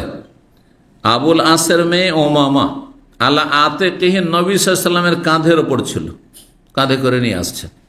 ফাসাল্লা, ওকে কাঁধে নিয়ে নামাজ পড়েন, হ্যাঁ, কাঁধে নিয়ে এইভাবে বসিয়ে হোক আর এই কাঁধে একদিকে হোক নিয়ে নামাজ পড়লেন। ফাইজা রাকা, যখন রুকু যেতেন তো কাঁধে রাখবেন কেমন করে, পড়ে যাবেন না, তখন পাশে রেখে দিতেন। ওয়াইজা রাফার, যখন দাঁড়াতেন আবার কোলে নিয়ে কাঁধে উঠিয়ে নিতেন। এইভাবে নামাজ পড়েছেন। কে ছিলেন তিনি? হ্যাঁ, নবী সাল্লাল্লাহু আলাইহি ওয়াসাল্লামের হ্যাঁ নাতিন, হ্যাঁ নাতিন, হ্যাঁ, বড় মেয়ে জায়নাব, জায়নাবের স্বামী হচ্ছে আবুল আস, খালাতো ভাই, কিন্তু খালাতো ভাইয়ের সাথে বিয়ে দিয়েছিলেন। জি, আরবদের মধ্যে আত্মীয়দের মধ্যে বিবাহ শাদীটার প্রচলন বেশি, এখনো আছে, তখনও ছিল। তো খালাতো ভাই বোনে বিয়ে হয়েছিল। এই আবুল আস ইবনে রবি পরে ইসলাম গ্রহণ করেছেন, কিন্তু আগে ইসলাম গ্রহণ দীর্ঘদিন করেননি। বদর যুদ্ধে বন্দী হয়ে এসেছিলেন। তো কাঁধে করে নিয়ে নাতিনকে নিয়ে সালাত পড়েছেন। এটা কি প্রমাণ করে? হ্যাঁ, নাতিনদের মায়া মমতা করা, ভালোবাসা, স্নেহ, আদর করা প্রমাণ করে। এই জন্য হাদিসটি নিয়ে এসেছেন। 5997 নম্বর হাদিস বর্ণনা করেছেন আবু হুরায়রা রাদিয়াল্লাহু তাআলা। তিনি বলেন, রাসূলুল্লাহ সাল্লাল্লাহু আলাইহি ওয়াসাল্লাম একবার চুমন দিলেন হাসান বিন আলীকে, বড় নাতিকে। হাসান বড় ছিলেন না হুসেন বড় ছিলেন? হাসান বড় ছিলেন, মনে রাখবেন। ওয়াইন্দাহুল আকরা, সেই সময় নবী সাল্লাল্লাহু আলাইহি ওয়াসাল্লামের সামনে আকরা বিন হাবেস তামিমি বংশের এক লোক বসেছিল। আর এ ছিল বেদুইন, যাযাবর, সভ্যতা দূর থেকে দূরে, শহরের লোক না। ফাকাল আকরা বল, দেখে অবাক হইলেন যে নবী সাল্লাল্লাহু আলাইহি সাল্লাম চুমু দিচ্ছেন নাতিকে, আমি তো জীবনে চুমু দিই না। হ্যাঁ, অনেকে মনে করে ছেলে মেয়েদেরকে বেশি আদর করা মানে দুর্বলতা। কেমন থাকতে হবে? মিলিটারির মেজাজ রাখতে হবে। বাড়িতে ঢুকলে মিলিটারির মতো হয়ে যান। কথা বুঝতে পারছেন না? ছেলে মেয়েদের সামনে যদি এইরকম করেন, আপনি স্ত্রীর সামনে এইরকম করেন, তাহলে ভয় পাবে না? পাবে না? অনেকের এইরকমই চরিত্র আছে, মনে করে যে যত শক্ত হব না তত সোজা চলবে আমার স্ত্রী, যত শক্ত হব তত ছেলে মেয়ে ভালো হবে। না, আপনাকে দেখলেই চম্পট হয়ে পালিয়ে যাবে। এইরকম বাবা মাকে দেখলে, যারা এইরকম নিষ্ঠুর, মায়া মমতা করেন, আদর স্নেহ করেন না, যখন থেকে যে বাপ বাড়িতে ঢুকলো, একদিকে দুটো আর একদিকে কোথায় যে পালাইলো খুঁজেই পাবেন না। খোঁজ খবর নিচে বাইরে থেকে, হ্যাঁ বাবা বাইরে চলে গেছে, আচ্ছা ঠিক আছে, তখন বাড়িতে ঢুকবে। কখনো আপনার ছেলে মেয়ে ভালো মানুষ হবে না। আদরও করতে হবে, আবার সুশাসনও লাগবে, দুটোই লাগবে, কিন্তু মধ্যম পন্থা। তো এই আকরা বললো, ইন্নালি আশরাতে মিনাল ওয়ালাদে, আমার 10 জন সন্তান আছে। মা কাব্বালতু মিনহুম আহাদান, তাদের জীবনে একজনকে আমি কখনো চুমু দিইনি। ইয়া রাসূলুল্লাহ, আপনি চুমু দিচ্ছেন। ও ভাবছে চুমু দেওয়া মানে আদর করা মানে দুর্বল হতে, এটা প্রকাশ করে। এত কেন দুর্বল হবো? ফানাজারা ইলাইহি রাসূলুল্লাহ তার দিকে তাকালেন আর বললেন, মাল্লা ইয়ারহাম লা ইউরহাম, যে মায়া করে না তার উপর মায়াও করা হয় না, মানে আল্লাহ মায়া করেন না। যে রহম করবে না, দয়া করবে না, মায়া করবে না, আল্লাহ তার উপর দয়া মায়া করবেন না। 5998 নম্বর হাদিস বর্ণনা করছেন মা আয়েশা রাদিয়াল্লাহু তাআলা আনহা বলছেন, একজন বেদুইন আসলেন নবীর কাছে, আর আসার পরে জিজ্ঞেস করছে, ও দেখছে মদিনায় যে সাহাবাই কেরামগণ বা নবী সাল্লাল্লাহু আলাইহি ওয়াসাল্লাম কচি কাচাদেরকে আদর করছেন, চুমুন দিচ্ছেন। তোকাব্বিলুনা সিবিয়ান, আপনারা কচি কাচাদেরকে, ছোট বাচ্চাদেরকে, ছেলে মেয়েদেরকে চুমু দিচ্ছেন আপনারা। ফামা নুকাব্বিলুম, কিন্তু আমরা তো দিই না। ওই বেদুইন বলছে, আমরা জীবনে কোনো ছেলে মেয়েকে চুমু দিই না। তখন এই আকরা বিন হাবেসি ছিল, হয়তো এই ঘটনা অথবা অন্য ঘটনা হইতে পারে। তখন নবী আওয়া আমলেকুল্লাকা, আমি কি এটার মালিক যে আন্নাজা আল্লাহ মিন কালবিকা রাহমা, যে আল্লাহ তোমার অন্তর থেকে রহমতকে কেড়ে নিয়েছেন, মায়াকে কেড়ে নিয়েছেন। হ্যাঁ, তো আমি তোমাকে কি করে তোমার অন্তরে মায়া দেব? হ্যাঁ, আল্লাহ তোমার অন্তরে মায়া দেননি, হ্যাঁ তোমার দোষে। হ্যাঁ, দোষ আল্লাহর নয়, কিন্তু আপনি মায়া করেননি, তো আল্লাহ কেড়ে নিয়েছেন আপনার কাছ থেকে। 5999 নম্বর হাদিস বর্ণনা করেছেন ওমর ইবনে খাত্তাব রাদিয়াল্লাহু তাআলা আনহু, তিনি কাদেমা আলা নবী সাল্লাল্লাহু আলাইহি ওয়াসাল্লাম, নবী সাল্লাল্লাহু আলাইহি ওয়াসাল্লামের কাছে একবার কিছু বন্দী আসলো। হ্যাঁ, বন্দীতে পুরুষও থাকে, আবার মহিলাও বন্দী হয়ে আসে। ফাইদা ইমরাতু মিনাস সাবি, ওই বন্দীর মধ্যে একজন মহিলা ছিল, তার ছোট দুধ পান করা সন্তান ছিল, কিন্তু দুধ পান করা ওই সন্তানটি কোথাও হারিয়ে গেছে, তার হাত ছাড়া হয়ে গেছে। ওর ওই যুদ্ধে যখন যুদ্ধ চলতে থাকে তখন মা কোথায় আর বাচ্চা কোথায়, বাচ্চা নিয়েছিল আর বন্দী হয়েছে, ওই অবস্থায় বাচ্চাটি হারিয়ে গেছে। আর তার বাচ্চা হারিয়ে যাওয়ার পরে দুধ, যেসব মহিলাদের হ্যাঁ বা দুধ হয়, মানে বাচ্চা ছোট আছে 2 বছরের মধ্যে, অনেকের এত বেশি দুধ আসে যে দুধ মানে সামলাতে পারছে না। এখন এই দুধ নিয়ে থাকাটাই কঠিন হয়ে যাবে যদি বাচ্চা দুধ না পান করে। তো তখন সে মহিলা কি করলো, তাহলে বসাদিয়া তাসকি, তখন তার দুধ দহন করে ওই যার বাচ্চা পায়, ছোট ছোট শিশু আরো আছে, অন্য কারো হয়তো আছে বন্দিতে, সেই শিশুগুলোকে পান করাতে শুরু করেছে। ইজা ওয়াজাদাত সাবিয়ান ফিস সাবি আখাযাতহু, যে কোনো শিশুকে পাচ্ছিল সে মহিলা বন্দির মধ্যে, তাকে কোলে নিয়ে নিচ্ছিল, ফালসাকাতু বেবাতনিয়া, তার পেটের সাথে জড়িয়ে ধরছিল, আর তাকে স্তন্যদান করা শুরু করতো, আর দুধ পান করাতে শুরু করেছে। যাকে পায়, যে বাচ্চা পায়, অন্যেরও বাচ্চা দুধ পান করাতে লাগে, আর তলাশ করে নিজের বাচ্চা, যে কোনটা আমার বাচ্চা, কোনটা আমার বাচ্চা কোথায় আছে। ফাকাল আলান নবী সাল্লাল্লাহু আলাইহি ওয়াসাল্লাম, নবী সাল্লাল্লাহু আলাইহি ওয়াসাল্লাম এই দৃশ্য দেখার পরে বলে, আতরাউনা হাযিহি তারিহাতান ওয়ালাদা ফিন্নার, আচ্ছা বলো তো এই মহিলা যে তার শিশুকে, এই যে দুধ পান করা শিশুকে এইভাবে যে তলাশ করছে আর পাচ্ছে না, অন্যের বাচ্চাকে দুধ পান করাচ্ছে আর মরিয়া হয়ে তলাশ করছে, এ নিজের বাচ্চাকে আগুনে ফেলতে পারবে? ওকে যদি বলা হয় তোমার বাচ্চাটাকে আগুনে ফেলতে হবে, ফেলবে? কোনো মা ফেলবে? কত মায়া তাহলে মায়ের ছেলে মেয়েদের ওপর। কুলনাল্লাহ, সাহাবীরা বলেন না, কখনো পারবে না, কারণ এ তো মরিয়া খুঁজছে আমার বাচ্চাটাকে কোথায় পাবো, আমি দুধ পান করাবো, কখনোই আগুনে ফেলতে পারে না। ওয়াহিয়া তাকদিরু আলা আল্লাহ তাতরাহু, যদি তার পক্ষে সম্ভব হয় যে আমি আমার বাচ্চাকে আগুন থেকে রক্ষা করব, আগুনে যে পড়তে দেব না, তাহলে আগে বাচ্চাকে বাঁচাবে, তারপর নিজের জীবন নিয়ে চিন্তা করবে, ঠিক কিনা? ছোট বাচ্চাদের বিশেষ করে।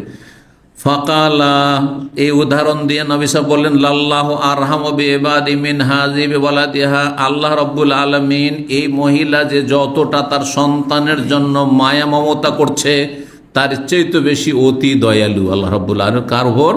বান্দার উপর। কিন্তু কোন বান্দা? মুমিন বান্দার উপর। আখিরাতের রহমত আল্লাহর মুমিনের সাথে খাস, কাফের পাবে না। কাফের জন্য জান্নাতকে হারাম করা হয়েছে। একটি হাদিস আমরা শেষ করিনি, 19 নম্বর অধ্যায় রয়েছে, 52 অধ্যায় হচ্ছে জাআলাল্লাহুর রাহমাতাম মিআতা জুজ, আল্লাহর রহমতকে 100 ভাগে ভাগ করেছেন। আল্লাহর রহমতকে 100 ভাগে ভাগ করেছে। এটি উপমা স্বরূপ, কথাটি মনে রাখেন। যদি বলেন আল্লাহর 100 ভাগ রহমত রয়েছে, তার মধ্যে 1 ভাগ দিয়ে দিয়েছেন, তার কমে গেল না? আচ্ছা, 100টা সীমিত না অসীমিত? সীমিত না? 100 মানে আপনি 100টা আপনি সীমিত করে দিলেন, ঠিক না? আল্লাহর রহমত সীমিত না অসীম? অসীম। তাহলে আল্লাহর রহমত 100টি, তার একটি গোটা দুনিয়ার সমস্ত সৃষ্টিগুলো ভাগ বন্টন করে, তার মধ্যে আমরা কত মায়া করছি মানুষের, কত নিজের ছেলে মেয়ের মায়া করছি, কত বাপ মায়ের উপর মায়া করছি, কত আত্মীয় স্বজন প্রিয়জনের উপর মায়া করছি, ঠিক না? এই হাদিসের উদ্দেশ্য এই নয় যে সত্যি আল্লাহর রহমত 100টিতে সীমিত, বরং উদ্দেশ্য হচ্ছে একটি দৃষ্টান্ত উপমা পেশ করে বর্ণনা করা। না হলে আল্লাহর রহমত হচ্ছে অসীম, যেমন আল্লাহর ক্ষমতা হচ্ছে অসীম, ঠিক না? আল্লাহ রব্বুল আলামিন কোনো কিছু সীমতা না, সবকিছু অসীম, ঠিক। তো হাদিসে রয়েছে, হাদিস বানাচ্ছেন আবু হুরায়রা রাদিয়াল্লাহু তাআলা, তিনি বলেন সামিআতু রাসূলুল্লাহ ইয়াকুল, আমি রাসূলুল্লাহ বলতে শুনেছি, জাআলাল্লাহুর রাহমাতা ফি মিআতি জুজিন, আল্লাহ রব্বুল আলামিন রহমতকে 100 ভাগে ভাগ করেছেন। ফাআমসাকা ইনদাহু 99 জুজান, আর আল্লাহ তার কাছে 99 ভাগ রহমতকে গুচ্ছিত করে রেখে দিয়েছেন, মানে আল্লাহ নিজের কাছে রেখেছেন। ওয়া আনজালা ফিল আরদি জুজান ওয়াহিদা, 1 ভাগ, ওই যে 100 ভাগের মধ্যে 1 ভাগ বাঁচে, 99 ছাড়া 1 ভাগ আল্লাহ জমিনে নামিয়েছেন রহমত, মায়া, দয়া। ফামি জালেকা জুজে, ওই যে একটা ভাগ রহমত গোটা দুনিয়াতে আল্লাহ নামিয়েছেন, এই রহমত, এই মায়ার মাধ্যমে তাতা রাহমুল খালক, সমস্ত সৃষ্টিকুল একে অপরের মায়া করে। একটা পাখি বাচ্চার উপর মায়া করে, একটা পশু, গরু ছাগলকে দেখেছেন, গরু যখন বাচ্চা হয়, যদি ওর যদি আশঙ্কা লাগে যে আমার বাচ্চাটাকে কেউ হয়তো টাচ করতে যাচ্ছে, আপনার মেরে ফেলে দিন। গরু দেখেছেন, দেখেন এই দৃশ্যগুলি, তাহলে কত মায়া তার বাচ্চার উপর। তো নবী সাল্লাল্লাহু আলাইহি ওয়াসাল্লাম বলছেন যে এই একটা ভাগ যে রহমত দুনিয়াতে আল্লাহ নামিয়েছেন সমস্ত সৃষ্টিকুলের জন্য, শুধু মানুষের জন্য নয়, এর মাধ্যমে সমস্ত সৃষ্টিগুলি একে অপরের মায়া দয়া করে থাকে।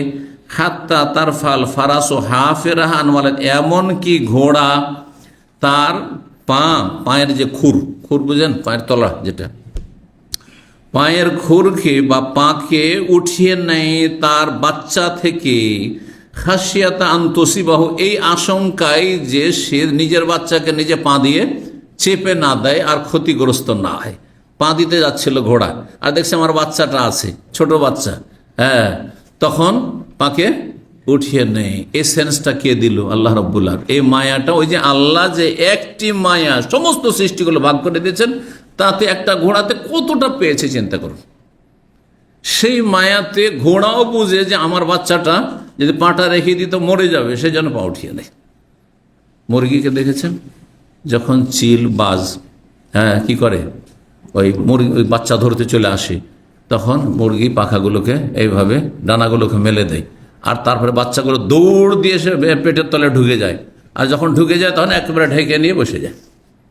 এটা ওই যে একটা ভাগ, গোটা সৃষ্টিগুলি আল্লাহ ভাগ করেছে, সেইখানে একটু যে ভাগ পেয়েছে যে মুরগি অথবা পাখি, তা দিয়ে সে মায়া করে নিজের বাচ্চাদের ওপর। এখানে আজকের লম্বা আলোচনা শেষ করলাম। আপনাদের ধৈর্য ধারের জন্য জাযাকুমুল্লাহ খাইর। আল্লাহ আপনাদের রুজিতে যেন বরকত দান করেন, এবং আল্লাহ আপনাদের এলমে, আমলে, দিন, দুনিয়াতে সব কিছুতে আল্লাহ যেন বরকত দান করেন। আল্লাহ যেন আপনাদেরকে সুস্থ রাখেন, আমাদেরকে সুস্থ রাখেন, বালা মুসিবত থেকে আল্লাহ হেফাজতে রাখেন, এবং আল্লাহ যেন আমাদের সকলকে নেক হায়াত দান করেন। সুবহান রাব্বিকা রব্বিল ইজ্জাতি আম্মা ইয়াসিফুন ওয়া সালামুন আলাল মুরসালিন ওয়ালহামদুলিল্লাহি রাব্বিল আলামিন।